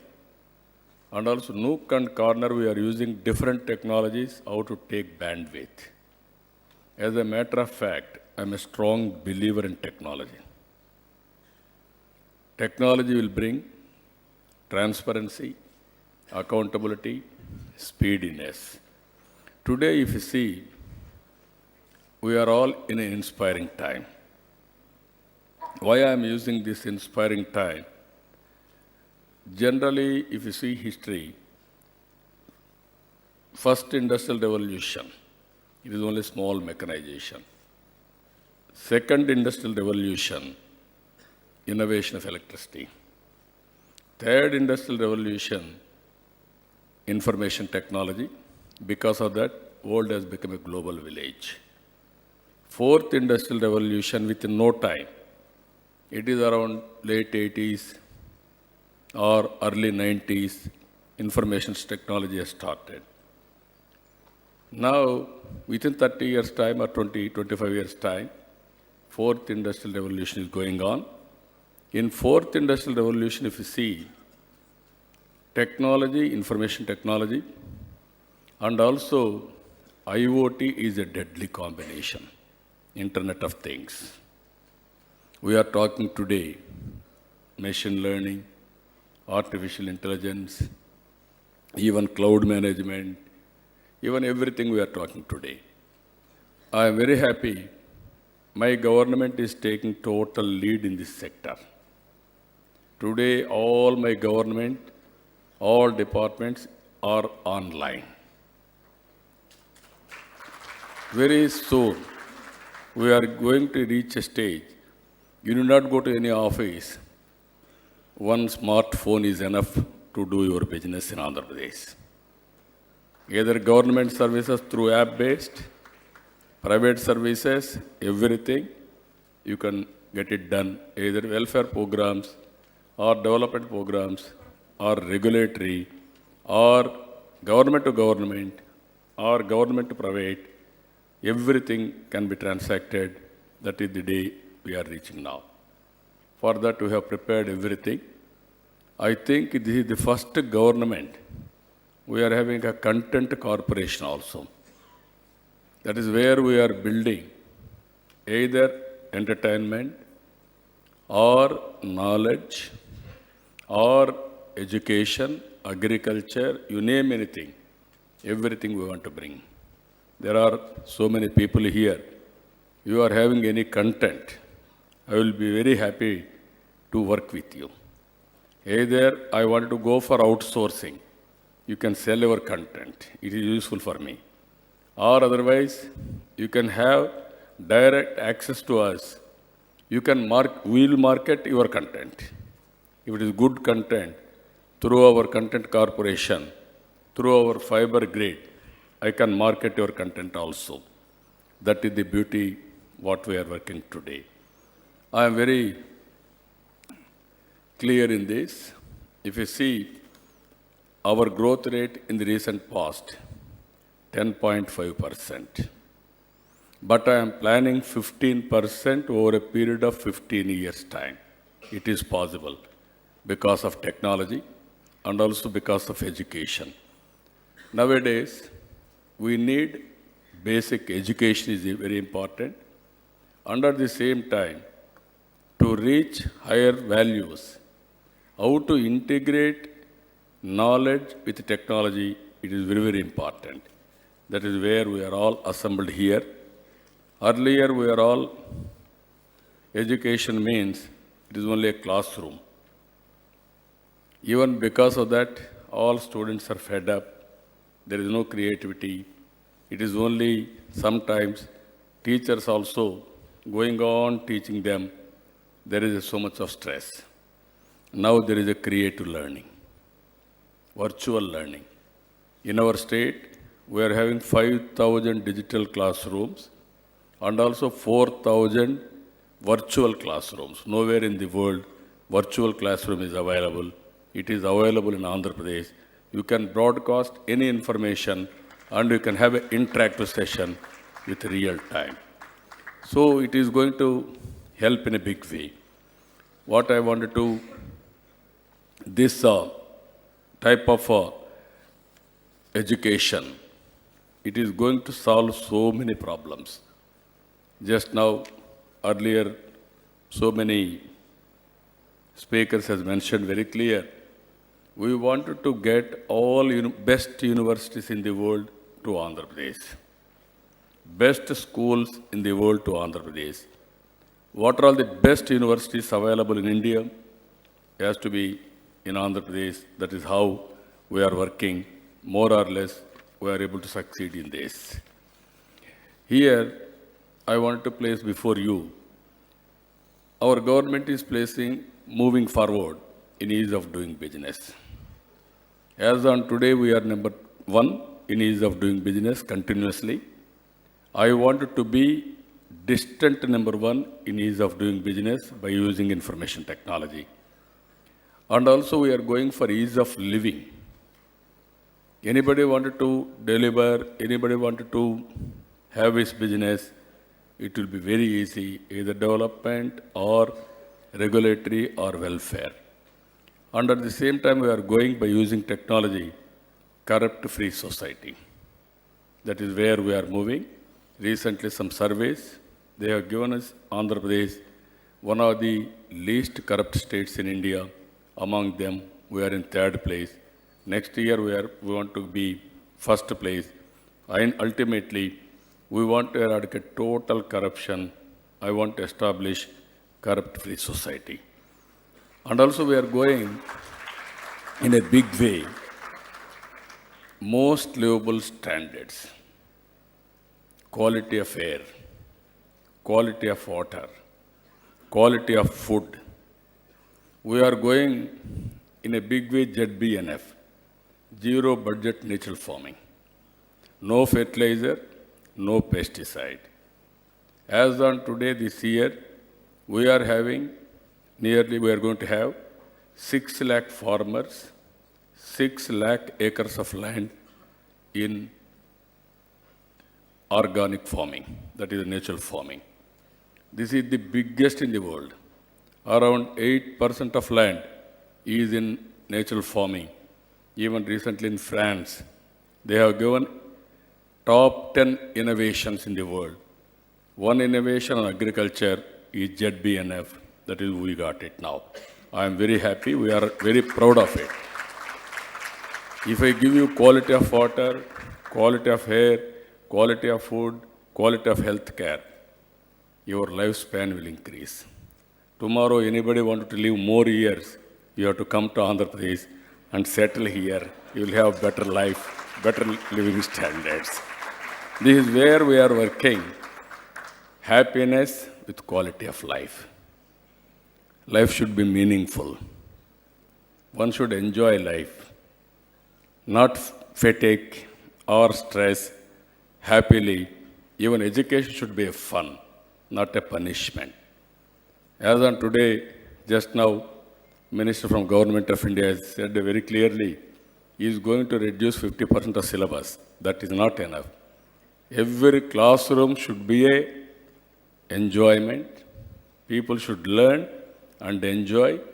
Even that is where I am very happy in this. UNESCO is working in a big way, gaming. Even while playing, kids has to learn. That is real learning. That is where we have to aim. I am very happy for that. For all these things, in every field I am working vision and also innovation continuously. What is innovation? What we are doing today, if we do differently to get better outcomes. And also, we are going in a big way, convergence. Everywhere today, silos. Even education. There are so many departments, they are all working a silo approach. Only one thing is very clear. One student, they are teaching. But so many departments are approaching. Every department is a silo approach. Then there is a problem. That's why we are going for convergence in everywhere. Now, Uberization.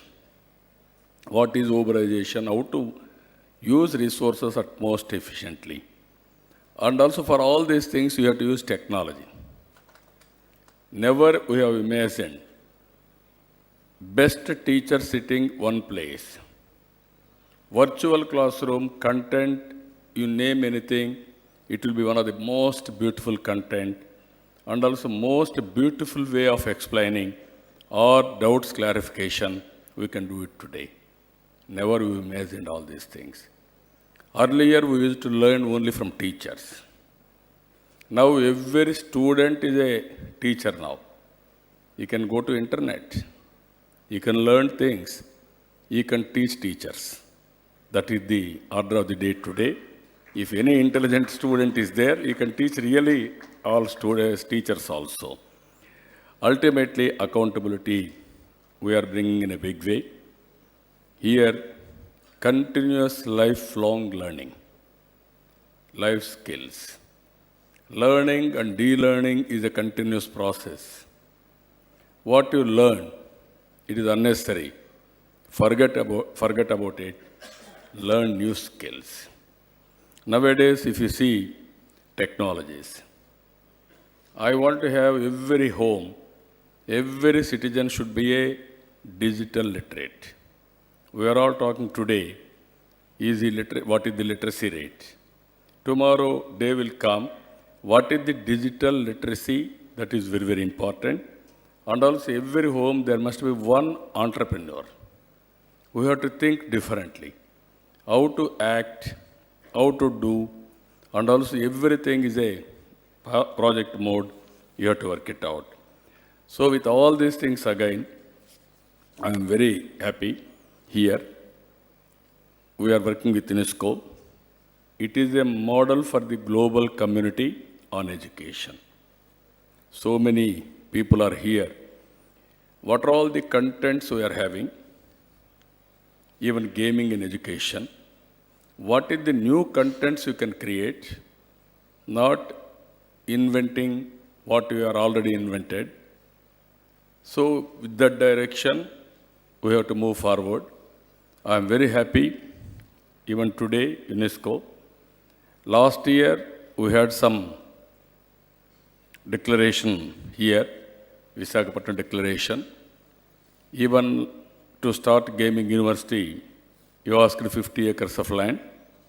Before going or concluding this meeting, you decide which place you want. We have shown 4 or 5 places.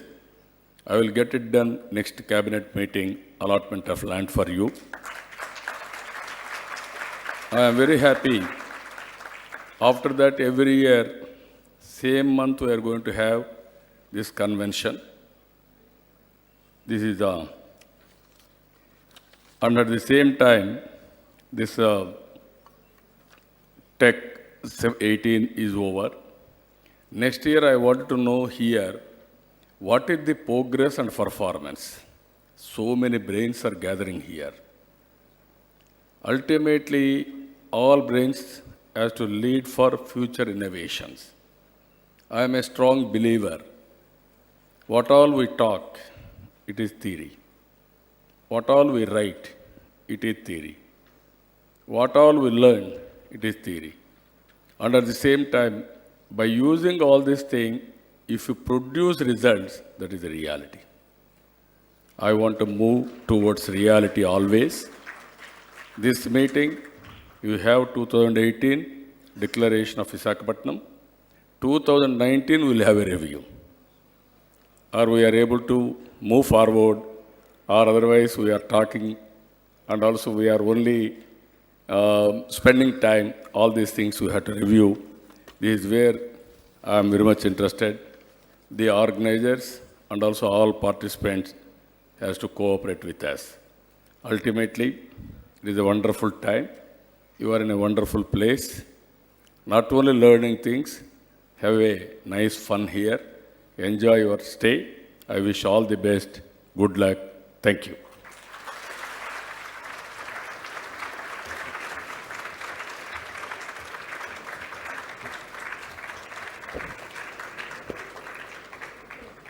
Thank you, sir, for such inspiring words.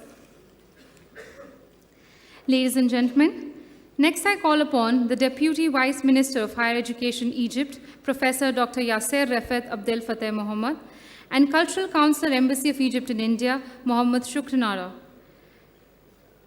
Let's welcome them all with a huge round of applause, ladies and gentlemen.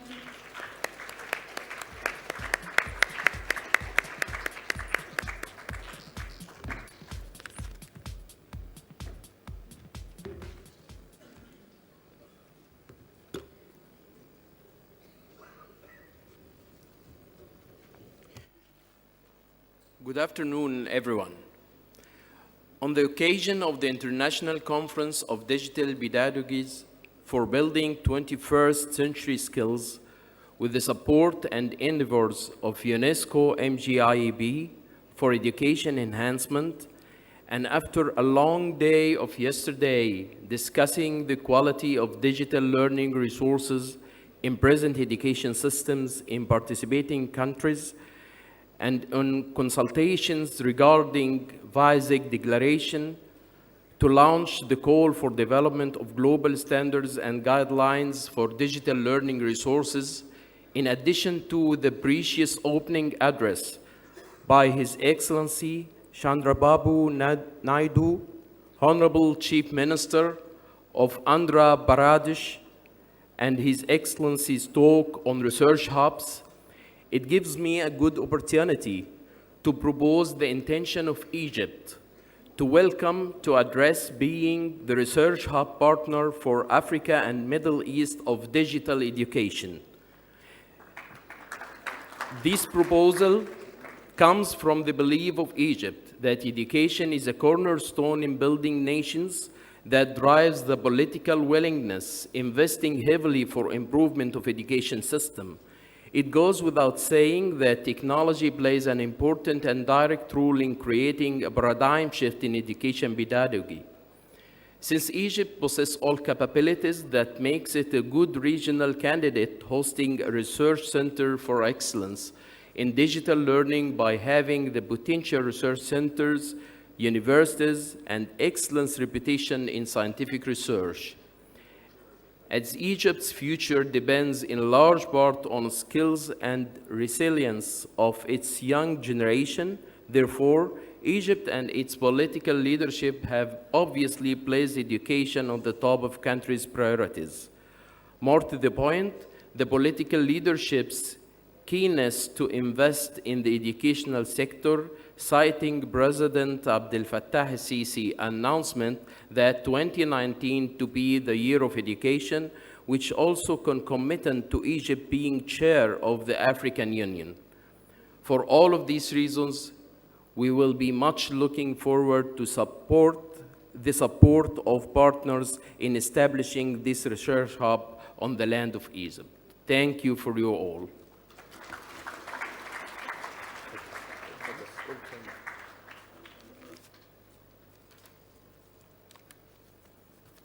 It's a pleasure to have the honor to honor His Excellency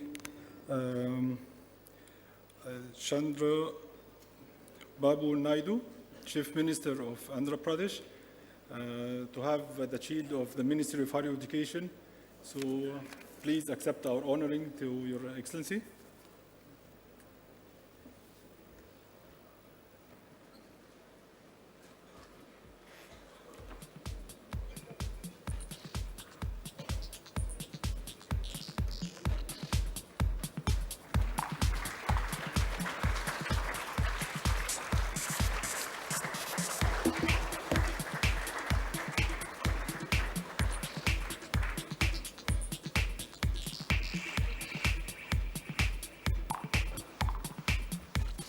And His Excellency Ganda Srinivasa Rao, Honorable Minister of HRD, Andhra Pradesh.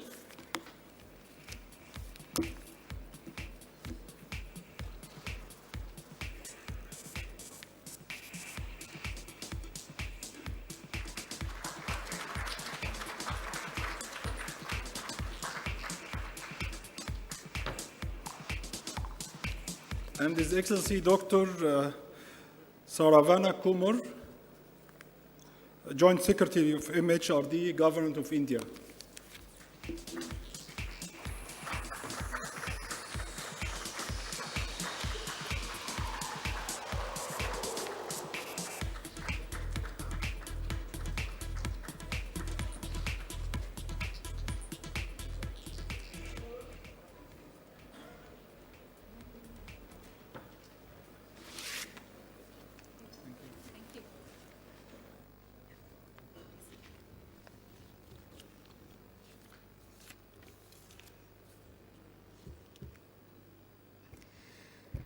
Ladies and gentlemen, we would now like to make some announcements for our upcoming projects. These projects celebrate collaboration between UNESCO MGIP and our partners. May I now call upon stage the My Dream Project team, Deputy Managing Director and Corporate Vice President, Samsung India, Mr. Peter Ree, Vice President, Strategy, Investment and Corporate Affairs, Mr. Deepak Bhardwaj, Commissioner Navodaya Vidyalaya Samiti, MHRD, Mr. Biswajit Kumar Singh, Joint Commissioner Academic Navodaya Vidyalaya Samiti, MHRD, Dr. A.N. Ramachandra, and Special Chief Secretary, Minister of Human Resource and Development, Government of Andhra Pradesh, Shri Adityanath Das. Let's welcome them all with a huge round of applause, ladies and gentlemen. May I also request our dignitaries, the Honorable Chief Minister of Andhra Pradesh, Shri Chandrababu Naidu, Her Excellency Rosa Otunbayeva, former President of Kyrgyzstan, the Honorable Minister of Human Resource and Development, Government of Andhra Pradesh, Shri Ganta Srinivas Rao, and UNESCO MGIP Director, Professor Ananta Duirappa, to please do the honors. As part of the My Dream project, UNESCO MGIP, Samsung India, and Jawahar Navodaya Vidyalaya have joined hands to build a curriculum that strongly advocates project-based learning, socio-emotional learning, and use of digital interventions in classrooms. Ladies and gentlemen, let's give them a huge round of applause.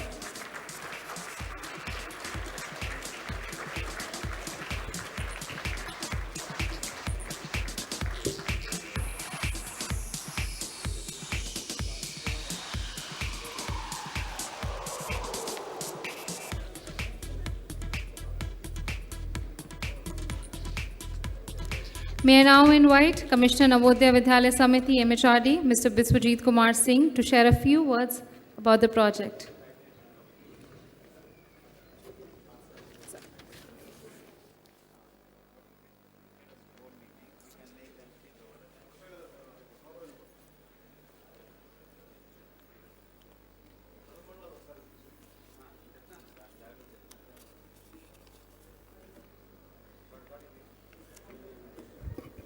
Good afternoon to all of you. Respected Honorable Chief Minister of Andhra Pradesh, Sri Nara Chandrababu Naidu ji, Honorable Minister of HRD AP, Sri Ganta Srinivas Rao ji, Honorable Minister of HRD Sikkim, Sri R.B. Shubha, His High Excellency Rosa Otuyeva, former President of Kyrgyzstan, and Director MGIEP, Dr. Ananda Duraiya. Firstly, I would like to thank Samsung India and MGIEP for giving me opportunity to interact with all of you. And on the occasion of Tech 2018, Visakhapatnam, and initiation of JNV My Dream project, in collaboration with Samsung India and MGIP, in introducing project-based learning and social-emotional learning.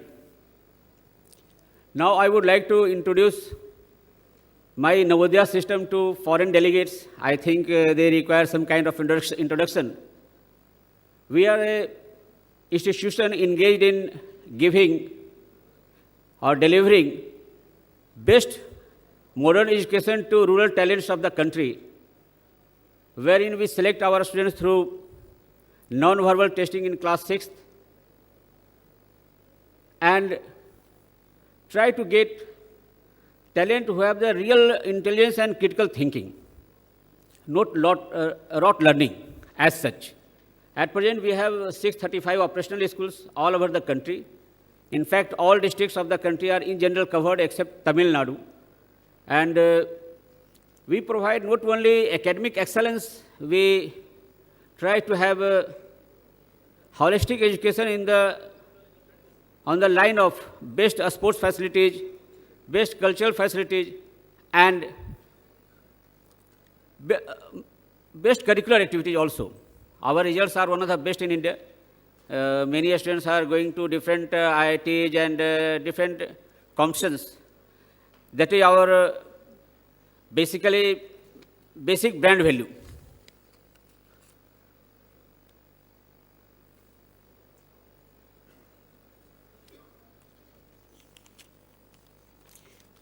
In fact, when we have started discussion for this, I think 3-4 months back, on this My Dream project, on project-based learning and social-emotional learning, I was quite excited that whether we will be able to go through or not. Now I am very thankful to MGIEP. We have come to the stage of initiating it. This is one of the projects where we are the most suited to the extent that we have more than 3 lakh students residing in different schools, studying in an environment that you can say asrama type, that used to be in earlier times. Teacher and students used to live in the same campus and used to experiment with different teaching pedagogy and come to some conclusion. With the addition of this digital learning and this project-based learning and social-emotional learning, I think we can have better educational environments in our schools, more joyful and more satisfying. I hope we will have a good research design and we will progress very well. Thank you. Jai Hind. Thank you, sir. Samsung India, as part of its CSR efforts and capacity building for digital instruction, is collaborating with the government of Andhra Pradesh for setting up 14 smart classes in Bachelor of Education and Diploma in Education awarding colleges in Andhra Pradesh. May I now request Deputy Managing Director and Corporate Vice President, Samsung India, Mr. Peter Ree, to share a few words about the initiative.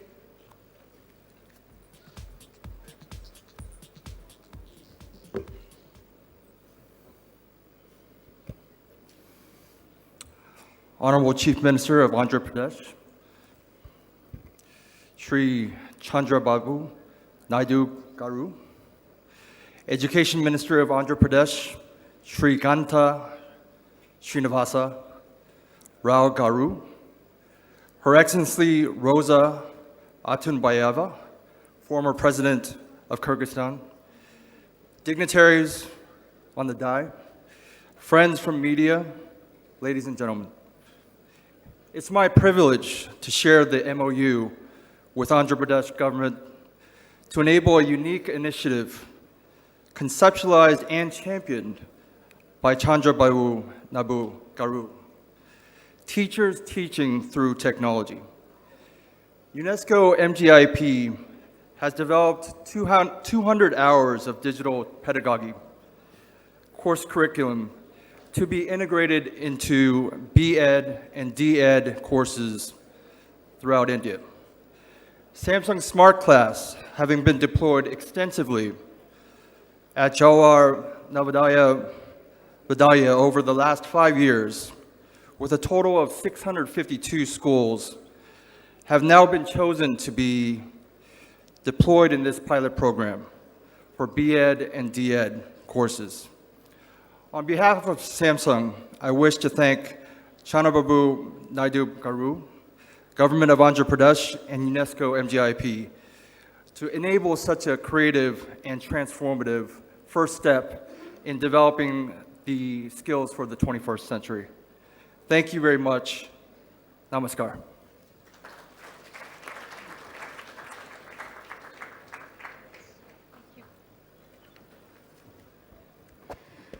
Thank you, gentlemen. Next, I call upon stage CMD Kolte Patil Group, Sri Rajesh Patil, Senior Vice President, Global Development and Partnerships, Rubika Group, Dr. Manoj Singh, and Special Chief Secretary, MHRD Government of Andhra Pradesh, Sri Adityanath Das. Rubika is a higher school of digital creation, specializing in the fields of video games, 3D animation, and industrial design. And to make further announcements, I now call upon CMD Kolte Patil Group, Sri Rajesh Patil.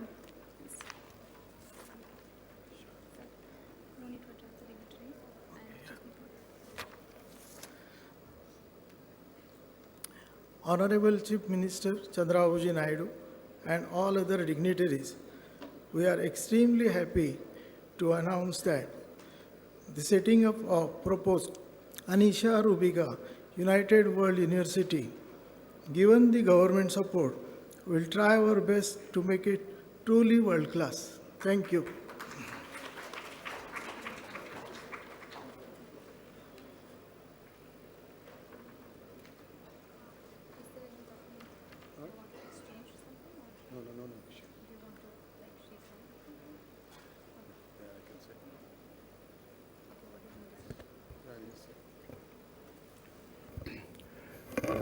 Honorable Chief Minister, dignitaries on the dais, under the iHub program of UNESCO MGIP initiative, which is going to be set up in the city of Vizag, we are going to have a design university with the help of Anisha Rubika collaboration, and this is going to take shape very shortly. We are thankful to the group for coming to the city of Vizag and setting up a world-class design university. Thank you.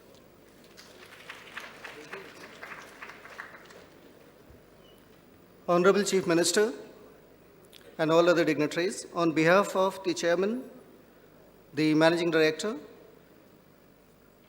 the Chamber of Commerce and Industry, Grand Hainaut, France, and every member from Rubika family, I would like to announce that we are extremely happy and delighted to be part of this journey. Thank you, sir, for sharing the opportunity. Thank you, Ananta, UNESCO MGIP. Rubika has been into design education since 1987. We operate from France, Canada, and we definitely look forward to come to the city of destination and build our future for destination. Thank you so much, sir. Thank you. Thank you, gentlemen. May I now please invite Education Head Unity Tech, Ms. Jessica Lindell, CEO.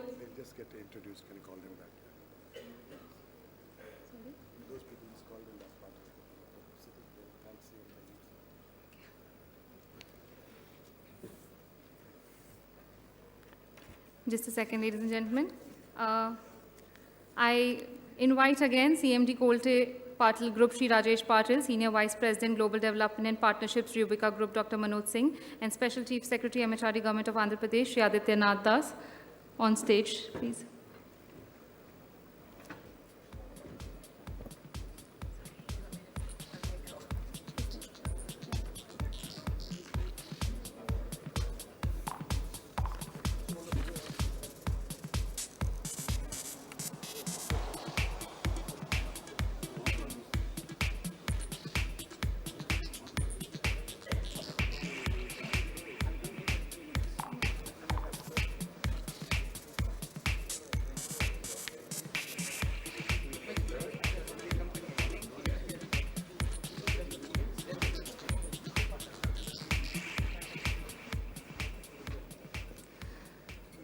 Thank you, gentlemen. May I now please invite Education Head Unity Tech, Ms. Jessica Lindell, CEO APIS, Mr. Vinny Patro, Head Unity Education and Center of Excellence Initiatives APAC, Mr. Ramesh Hanumakonda.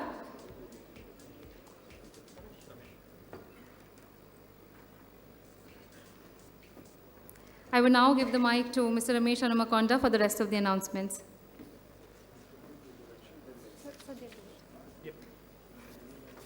Very good morning, and just in a short summary, we went into ground field in action, and in the last 3 weeks, we have mobilized students in Andhra Pradesh, around 1,900 registration for a gaming hackathon, did 5 workshops in 5 cities, and relentlessly when we went and mobilized, and we got 300 participation with no knowledge of developing games, and we were pleasantly surprised with 18 semi-finalists making a game, and that is connected to sustainable development goals. And that led to 11 finalists and 3 winners. I take the opportunity to get the winners from the Gayatri College, Team Deboli, which won 100,000 rupees and much more for their game, which is a video. Can I get Team Deboli's video? Which is playing an innovation officer. And can I kindly request Honorable Chief Minister to felicitate the younger hearts who made a game which is absolutely connecting how you can put games to learning in a sustainable manner. Thank you very much. With this,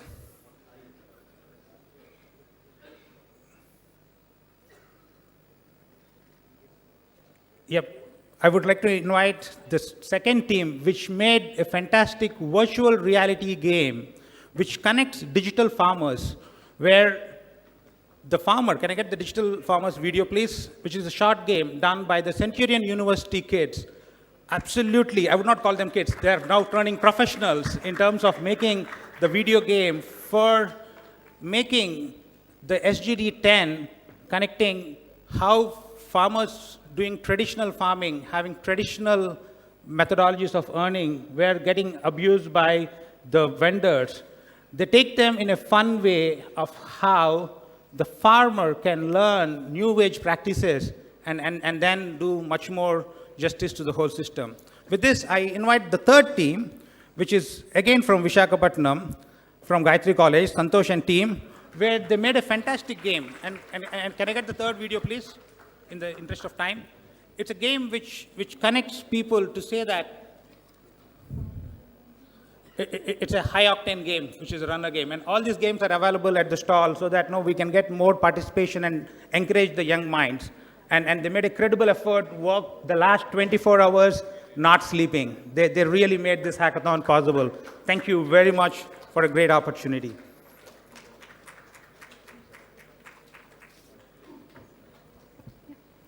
Thank you, Ramesh. Thank you, dignitaries. For our next announcement, may I now request Head Program South Asia at OB, Ms. Garima Babbar, Commissioner School Education, Ms. Sandhya Rani, and Special Chief Secretary, Ministry of Human Resource and Development, Shri Aditya Nath Das, to join us on stage. In a world of disruptive thinking, it may get hard to stay relevant sometimes. And it is at these times that the skill of creativity, design thinking, and problem solving become all the more relevant. Aligned with this philosophy, Adobe is setting up a skilling program on creative digital technologies in Andhra Pradesh. Let's give them a huge round of applause, ladies and gentlemen.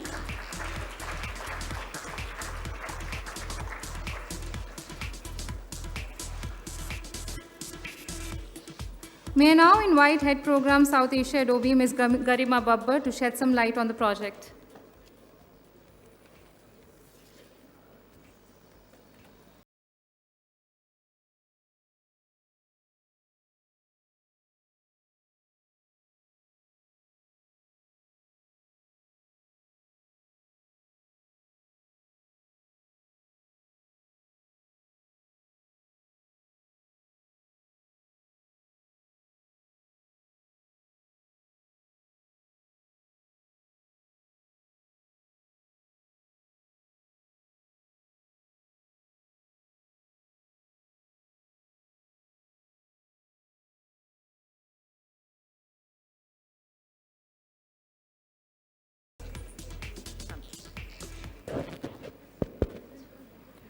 Honorable Chief Minister, Shri Chandrababu Naidu Garu, distinguished guests on the dais, delegates at this tech conference, ladies and gentlemen. I'm really delighted that we are able to sign this MOU with Adobe Digital Disha, whereby school students in Andhra Pradesh and teachers will get access to use Adobe Spark licenses for developing projects, for creating digital content, and for actually enhancing digital literacy. Andhra Pradesh is already on the forefront of introducing a lot of digital initiatives in schools. Just now, our Honorable Chief Minister and our Minister HRD have shared with you about the digital classrooms and virtual classrooms. We also have AP e-knowledge exchange portal for all the almost 300,000 teachers in this state, where they can share digital content, have online discussions, and also their lesson plans. And we're in the process of setting up ICT labs in the next 1-2 years. So I think this initiative with Adobe Digital Disha will be extremely useful, and it will add value to the already digital education underway in Andhra Pradesh. I'm really looking forward to this partnership, and we will take it effectively forward. It will start from class 6 to class 12. At the pilot stage, it will involve 500 schools and around 200,000 students and around 7,000 teachers. And we will expand to other schools in phase 1 and phase 2. Thank you very much.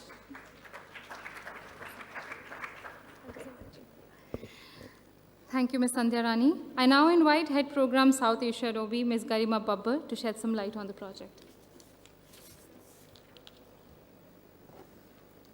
Honorable Chief Minister, Sir, Mr. Naidu, respected dignitaries, thank you so much for this wonderful partnership between Adobe and Government of Andhra Pradesh Department of School Education. It is an honor and privilege for us to sign this MOU today. Adobe is synonymous of digital and creativity, which are two essential pillars of education transformation, be it skill development and transformation in pedagogies in 21st century. Disha means direction, and early this year we launched this program and announced this partnership, and it's an honor today that we are going to cover 500 schools of Government of Andhra Pradesh. Our aim is to impact education and skill development for youth in the country by providing them digital creativity skills. We are in the age of transformation where technology is changing in the digital era.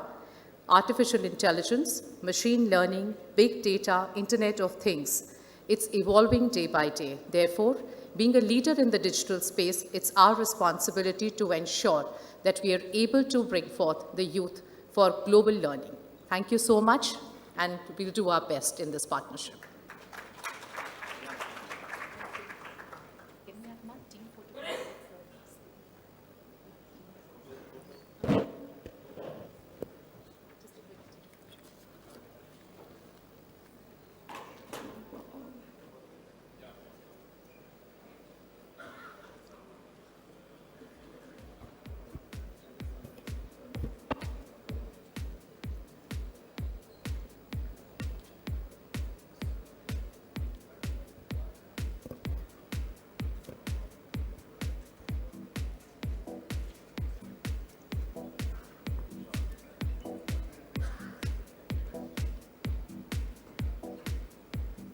Thank you, everyone.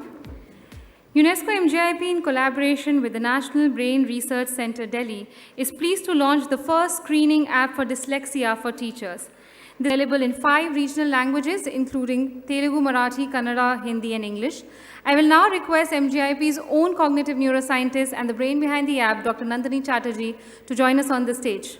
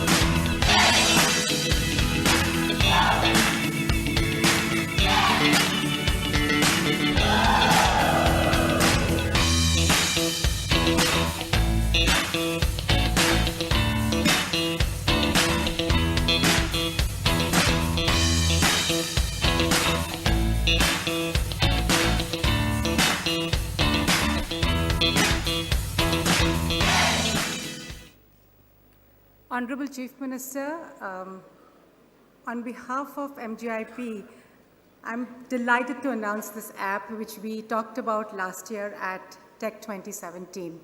As a cognitive neuroscientist, my research showed that children in India who grow up in biliterate learning environments, they learn to read two writing systems at the same time, should be assessed in the languages that they learn in. And we did not have an app in Indian languages. So we took the research further to develop an app which could be available for children in Indian languages, particularly for teachers. And sir, as you very rightly pointed out, for us, English is another language which is part of the Indian Constitution. And therefore, this app also has English. And I'm delighted to share with you the fact that this will be the first online screening app for teachers that is going to be available free for teachers to download and use to be able to pick up children with dyslexia. So why are we so worried about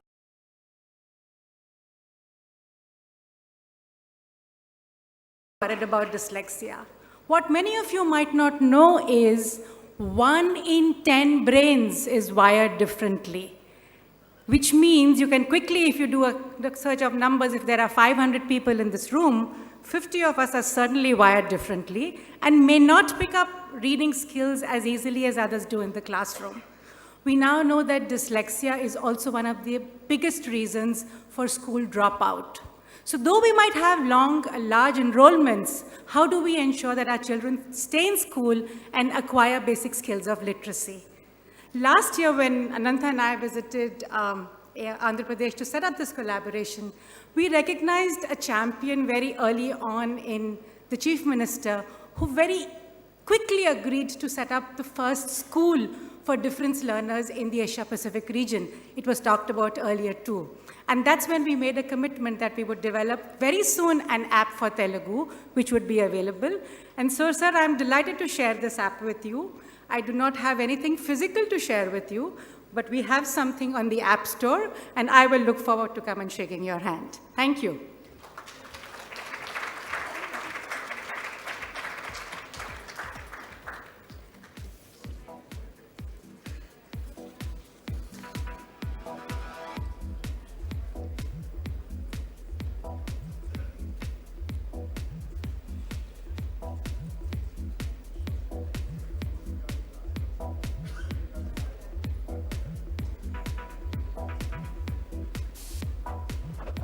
Thank you, Dr. Nandini. Thank you, dignitaries. Next, I call upon UNESCO MGIP Director, Professor Anantha Dweerappa, to enlighten us with his tech talk. The topic for his talk is Predators and Nurturers. Anantha has spent over 33 years as a science policy trendsetter. He took the position as the inaugural director of UNESCO MGIP in 2014 and has played a pivotal role in positioning the institute as one of the leading research institutes for education. He firmly believes in the power of science and brings in the latest researches from the discipline for building peaceful and sustainable societies. He is a fellow of TWAS and a fellow of World Academy of Arts and Sciences. Ladies and gentlemen, with a huge round of applause, please welcome UNESCO MGIP Director Anantha Dweerappa.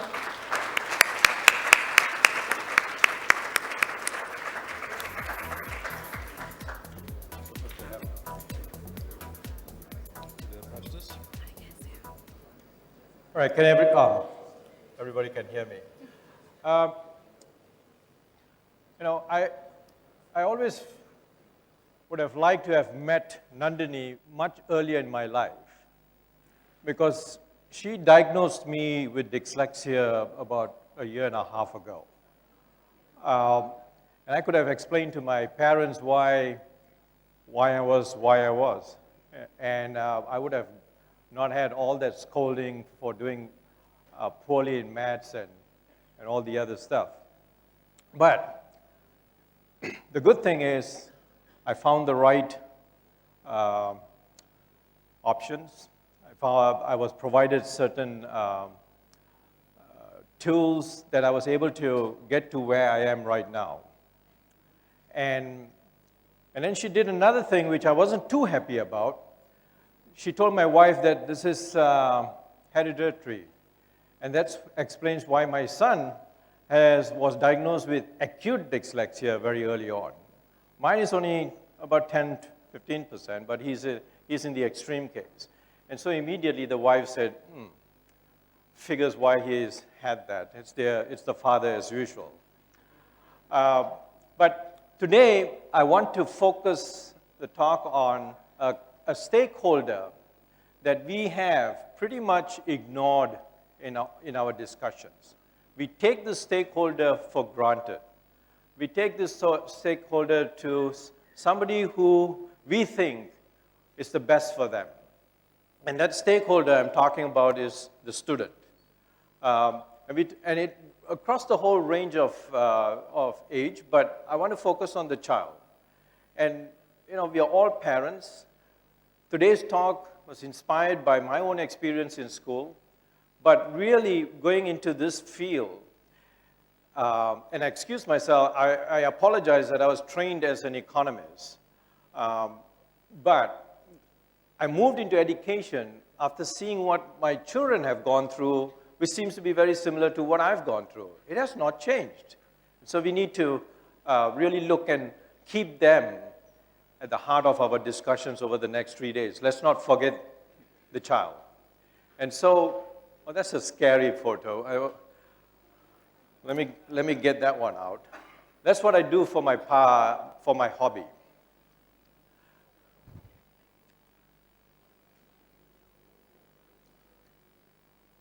This is not working.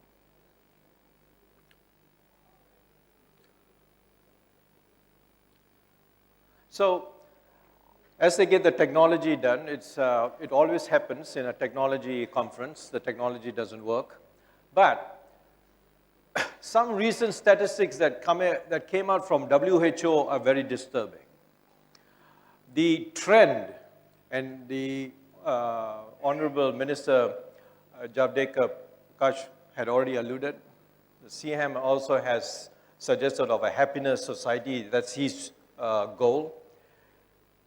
For India, and I was really shocked that 25% of children between the ages of 13 and 15 have some form of depression. And these are the only reported ones.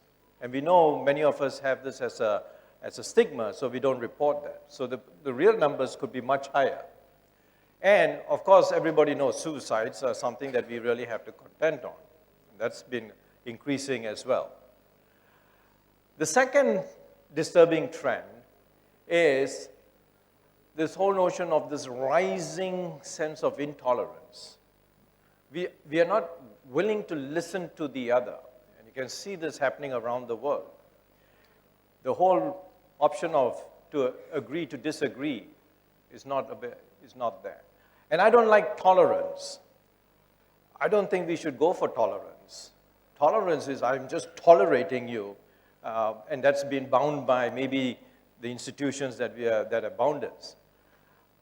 It is about understanding and respect, and that's where we really need to focus on. Then the third, it's working.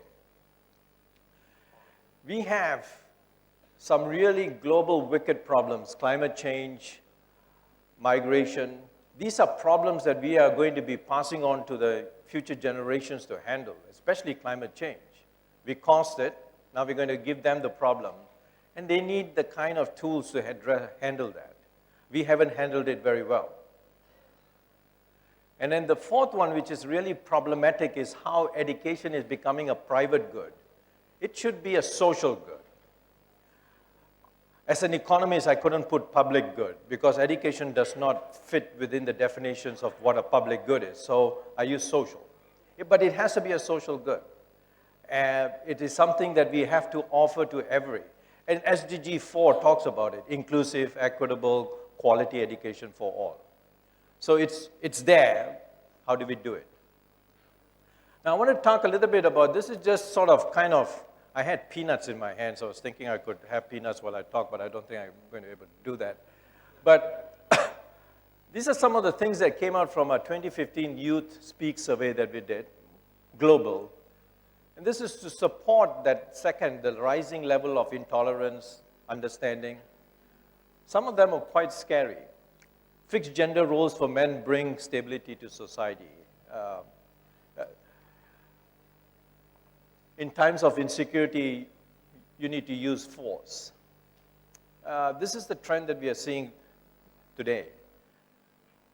So the two main lessons, what we did was we did education for peace and sustainable. That's our mandate.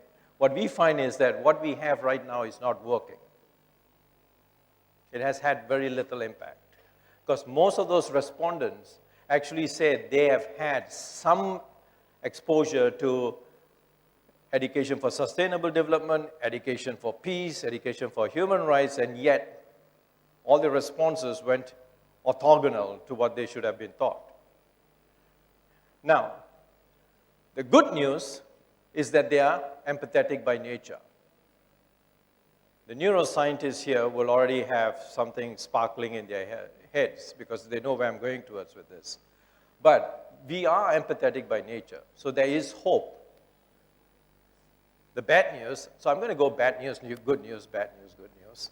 The bad news is our education system. This regimented and instrumentalist by nature was a result of a one-year review that the MGIP took of 22 countries in the Asia-Pacific region. And the final result that became is that most of the policies, curriculums, and teacher training, all three, basically reduce it to a regimented and instrumentalist by nature. So don't question rote memorization.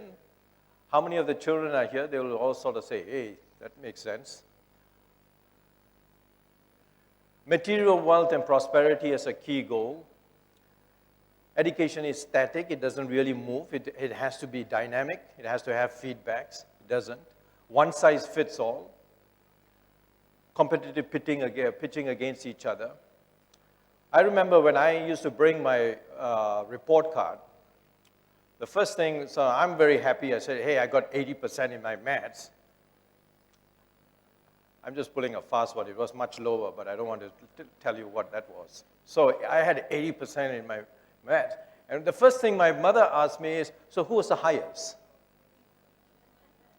So it's about pitting against each other. So it's like you got to get, instead of saying, hey, I had 40% in the previous exam, I've got now 80%, I've improved. But that was not the objective. So it kind of creates that inner person in there to compete against the other. And I'm going to shock you with a statement later on. And then the standard assessments, exams. The fact that you have an exam has already defeated you because you're so anxious before the exam that you don't have this peace of mind to go in there and do what you need to do. This exam mentality is causing us so much of stress. It's actually one of the primary factors for that depression and anxiety. And teachers know it all. I think the Chief Minister alluded to that one earlier in his speech. The kids, while the teacher is saying something, the kids are already Googling it and sort of saying, hey, that's wrong. Right? And then they sort of say, you just said something which is wrong. And if you get a so-called traditional teacher, you have to duck the chalkboard that comes at you. But I think these days that's illegal. But during my days, yes, it was. So I want you to sort of look at this very carefully because the objective is human capital and human flourishing as an externality. And so when you see a lot of this focus on emotional intelligence today, which has been pushed by a lot of companies, corporations, World Economic Forum, the focus is still on human capital. But hopefully by this socio-emotional learning, you increase productivity of that person. And it still doesn't address the issue of depression that we talked about, that I alluded earlier. So the reality is that externality is negative. It actually creates predatorial qualities. So this statement that I've made a couple of times and I still stand by it, that our education system is one of the best predatorial training camps that we have. It creates this, to do better than the other one. It's always a competitive spirit. So we need a new approach, one based on science and evidence. And we had yesterday a discussion at the high-level policy forum, and I was happy to see that many of the members there, delegations from countries as well as experts, agreed to sort of say that many of the present dominant education systems are not supported by the best findings from the neurosciences. The good news is there's hope, but we need to train the brain. It doesn't come naturally. We got to, as I said, we are empathetic by nature, but you got to train those neurons. They're sitting there. Don't use it, you lose it. So you got to train. At MGIP, we call it firing the Gandhi neurons. We wish we had coined the word, but it was actually termed by the neuroscientist at UC San Diego, if I'm not mistaken, V.C. Ramachandran, the neuroscientist, the phantom limbs neuroscientist. He called it Gandhi neurons. We think we should call it firing Gandhi neurons because you need to create the circuits, and it's just not a single neuron. So that's what we're creating, those neural circuits between the thinking brain and the emotional brain. So we have the science. This is not so much of speculation. We have the science. We still need to do more work, but then scientists always want to do more work. I think we have enough to start that process. So the facts, the brain is key to learning. Well, that's no-brainer. I wanted a laugh there. I thought it was The brain is a social brain because it has a rational, but it also has an emotional. We have kind of pushed that emotional part away. We're just so focused on building that rational part. And then the whole rationality has been dumped because I'm not sure how many of you read that book, Predictably Irrational, by Dan Ariely. We are not rational. And the reason we are not rational is because of that emotional. It plays a huge role in our decision-making and the way we behave. And then third thing is neuroplasticity is key. It's that whole connections. And the good news is old people like me still have neuroplasticity. So there is hope. The young ones are much more elastic. The older ones are less, but it's not gone. So we can train. And the word you're keeping here is training that brain, linking that emotional to the rational.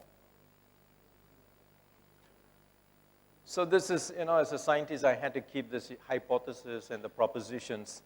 So the hypothesis is emotionally, this is what we want. An emotionally resilient person is a person who is high well-being, and the externality is a productive individual. So I flipped it.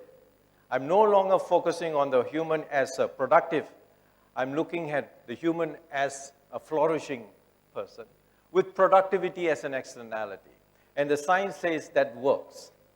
A lot of studies in California and other parts of the world where they have included mindfulness, empathy training, they see academic success improve significantly. But the focus is not on that academic success. It's about the person. You address the stress values. You address the depression directly.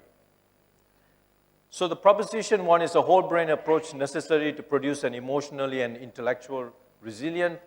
Education systems need to adapt, and the early findings is we are there.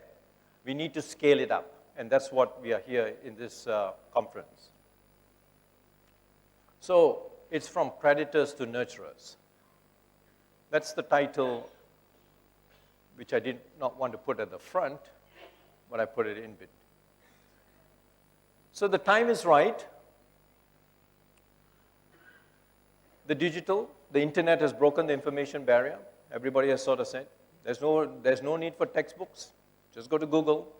But what we need to teach the kids is how you search for that news, because there's so much of fake news. There's so much of news which so you need to know how to search that. That's a different skill. We don't teach that. The internet allows coordination connection across learners. We did this really well where we linked 5 schools across the world, had a discussion on migration among people from so different cultures, one from the US, Midwest in the US, one from Malaysia, one from India, and you should see the kind of discussion that was going on and how they change their perspectives. Internet allows freedom of choice. Agency is important. Here the whole notion is agency to the child, the choice.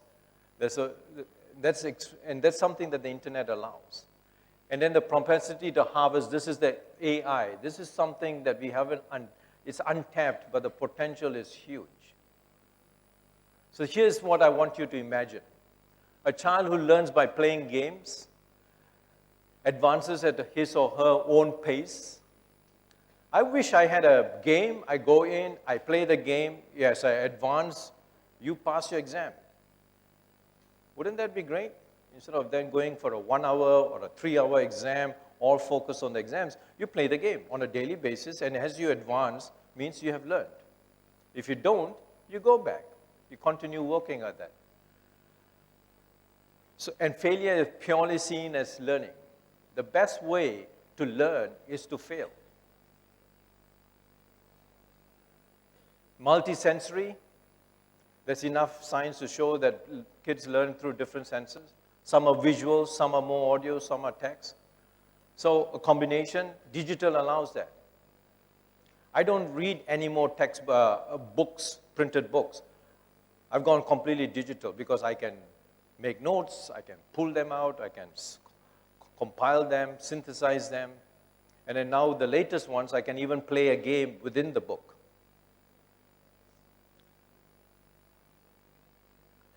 We got to communicate. We got to communicate across cultures. We can't always bring kids from the US to India to talk to somebody from Sri Lanka, Malaysia. We need to communicate. And the only way to communicate and dialogue at a cost-efficient way is through the net, through digital means. Can you imagine a child who co-creates curriculum with the teachers? By the time they finish the curriculum, you're finished. You're studied. I'm not sure what the teachers would say about that. And this is where we're really going in the next few years, where a child has a personal bot, which helps the child, drawing from the millions of experiences. So I'm talking about AI here. I'm talking about a platform which is able to harness all that data. So it's a vision, but I think it's possible, and I think we should start building it. So what do we do about it? So what we had done in MGIP is develop an initial platform. We don't intend to keep it. It's completely open. We want the developers to be part of the community. We want content developers to be part of the community. And we want the children to be part of the community. Because some of the best feedback we have had when we have been building on this is from the children. When we go to the schools and we present it, the amount of feedback that we got to improve it was so significant. And good suggestions. So with that, I'm going to ask my colleagues to welcome to the world of Kai.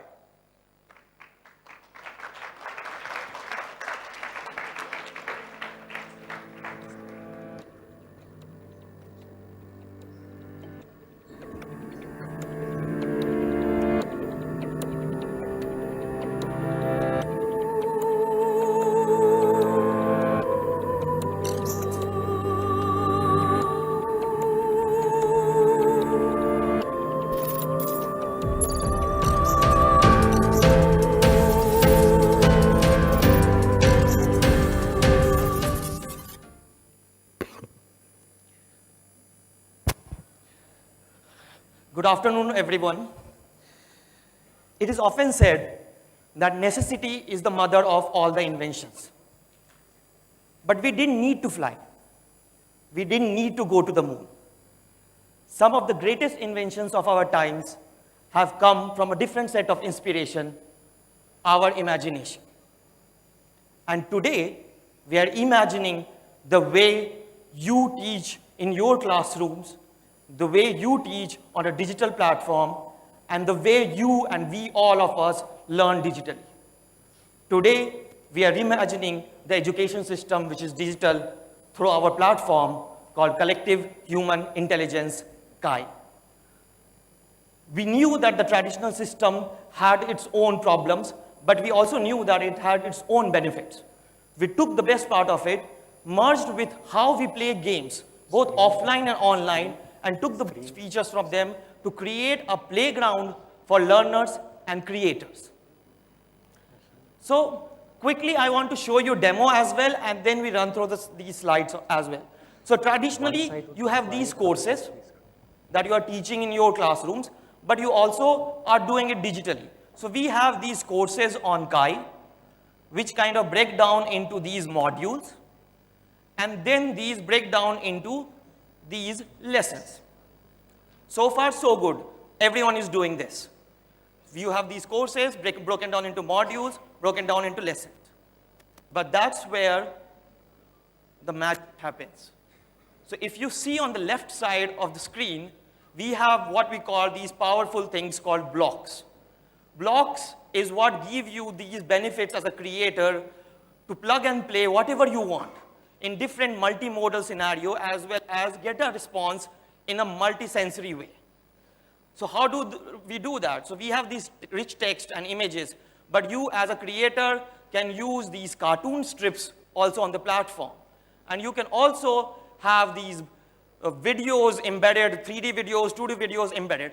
Here I want to kind of draw an attention that we have taken the power of good old link and broken it down. So if you have a YouTube link, we take the YouTube video directly and embed it here.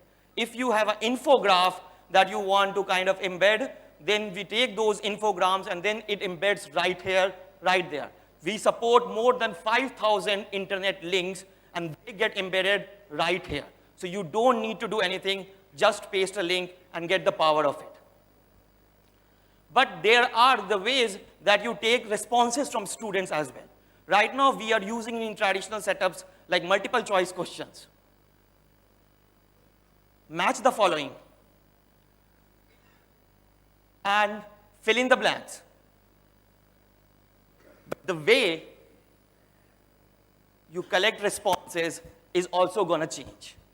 Now, you'll not only be able to collect these responses through text and MCQs, which are boring, but also through what we call a journaling block. So now a student can write an answer to your question or share their thoughts, but he or she can also upload a file, video record his scenario or her scenario, audio record that, or draw something on a canvas. So the way a student or the learner is submitting the response or giving the response has changed inherently now. It is more multimodal as a way you present your information, but the way you collect these responses becomes much more multisensory. But that's not where we stopped. We also understood that collaboration is one of the most important key in education system, in the classroom structure. And that's why if we are bringing something to the digital world, we need to focus on the collaboration at most. That's why we have these discussions. Discussions are not only good for sharing data, but also sharing stories and your experiences. But discussions does not stay right here. Discussions get embedded within your lessons now. So while a child is having these multimodal, multisensory experiences, he is collaborating in an intercultural way to everyone around the world. So now your lesson, the book, the textbook that you had becomes so much powerful on a digital medium. It has these multimodal ways to kind of collect responses and multisensory ways to kind of share your experiences, but also a way where everyone is interacting with everyone around the world. But if you focus at any of these blocks, we have not put a time restriction here. Time restriction on something brings anxiety amongst students. It's a self-paced learning, the way you want to, the way you as a learner choose to. That's why you can go in any of these courses, in any of these lessons, the way you want to and whenever you want to complete it. There are no time restrictions on Kai. But as Ananta said, that one size does not fit it all. And that's where the innovation part comes in.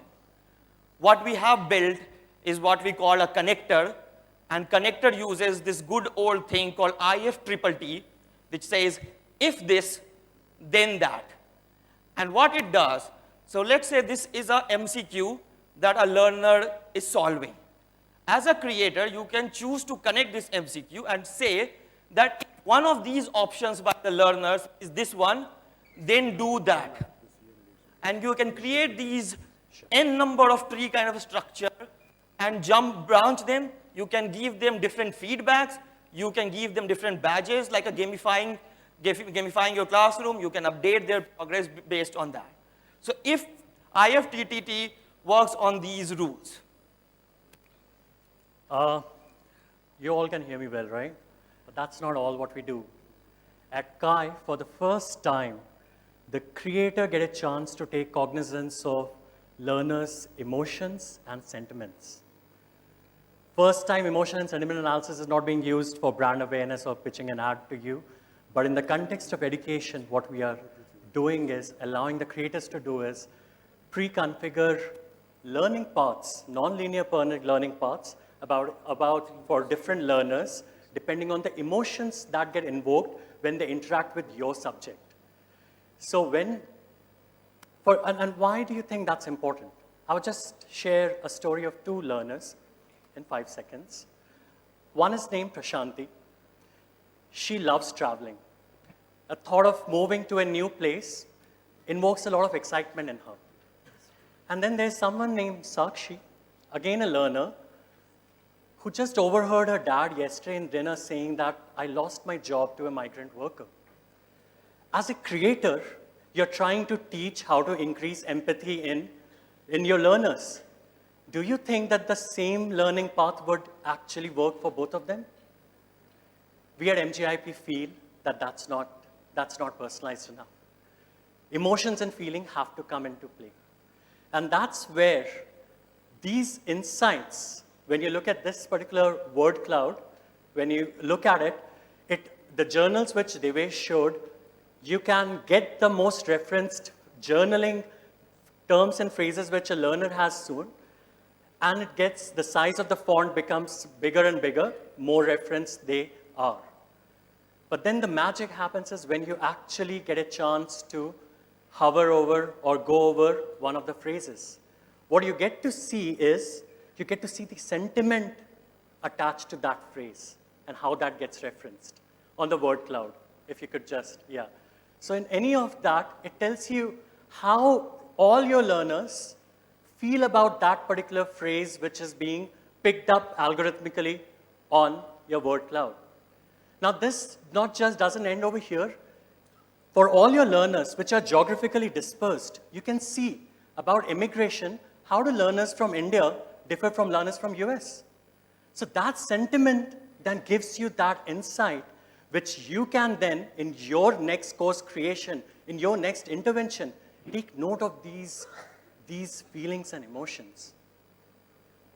Finally, the best part about pre-configuring the emotions by the creators is, one of the biggest concerns is related to data privacy and our own identity being taken for selling us ads and for other personal goods. Here, you don't need, even the anonymized data, because of pre-configuration and branching which happens, it can allow the learners to feel that personalized learning. At the same time, you get meaningful insights out of learners, how they are interacting with you. So on a final thought, I know we are running short on time, I just leave you. We are educators, we are creators, we are policymakers, we are leaders.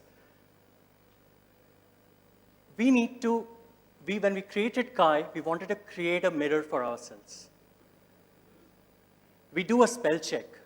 We do a grammar check. What about an emotion check? What about a sentiment check? Or at the very least, a bias check. Because as educators, if we are bringing and throwing something out there for others to consume, are we inadvertently pushing our own agendas? Is that something which we truly want to do? So people who are us educators who do want to make a difference for our future generations, come on, Kai, get a look at yourself and see whether your courses and learnings are going to stand the test of time. Thank you. With that, I'm going to welcome you to the world of Kai. Thank you.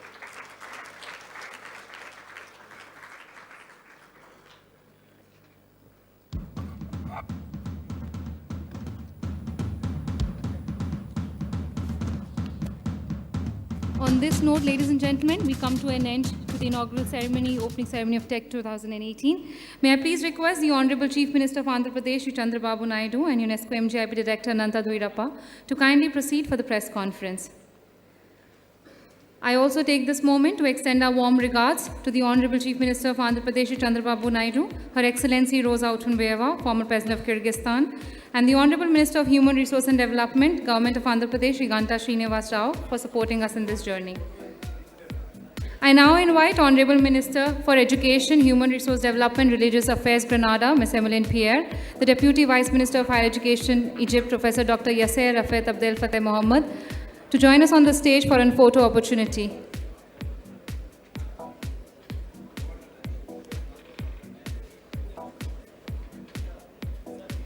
We also extend a heartfelt gratitude to the many distinguished experts, resource persons, and observers who have joined us from different parts of the world today. Also, very thanks to our sponsors, Samsung India, Microsoft, Adobe, technology partner HP. We are partners Viativ and Eon Reality, incubation partner Govan Academy, and 3DS for providing scholarships to 7 Indian educators for Tech 2018. Thank you, ladies and gentlemen. You may now proceed for the tea and the networking break. Teas are served right outside the corridor towards the main entrance.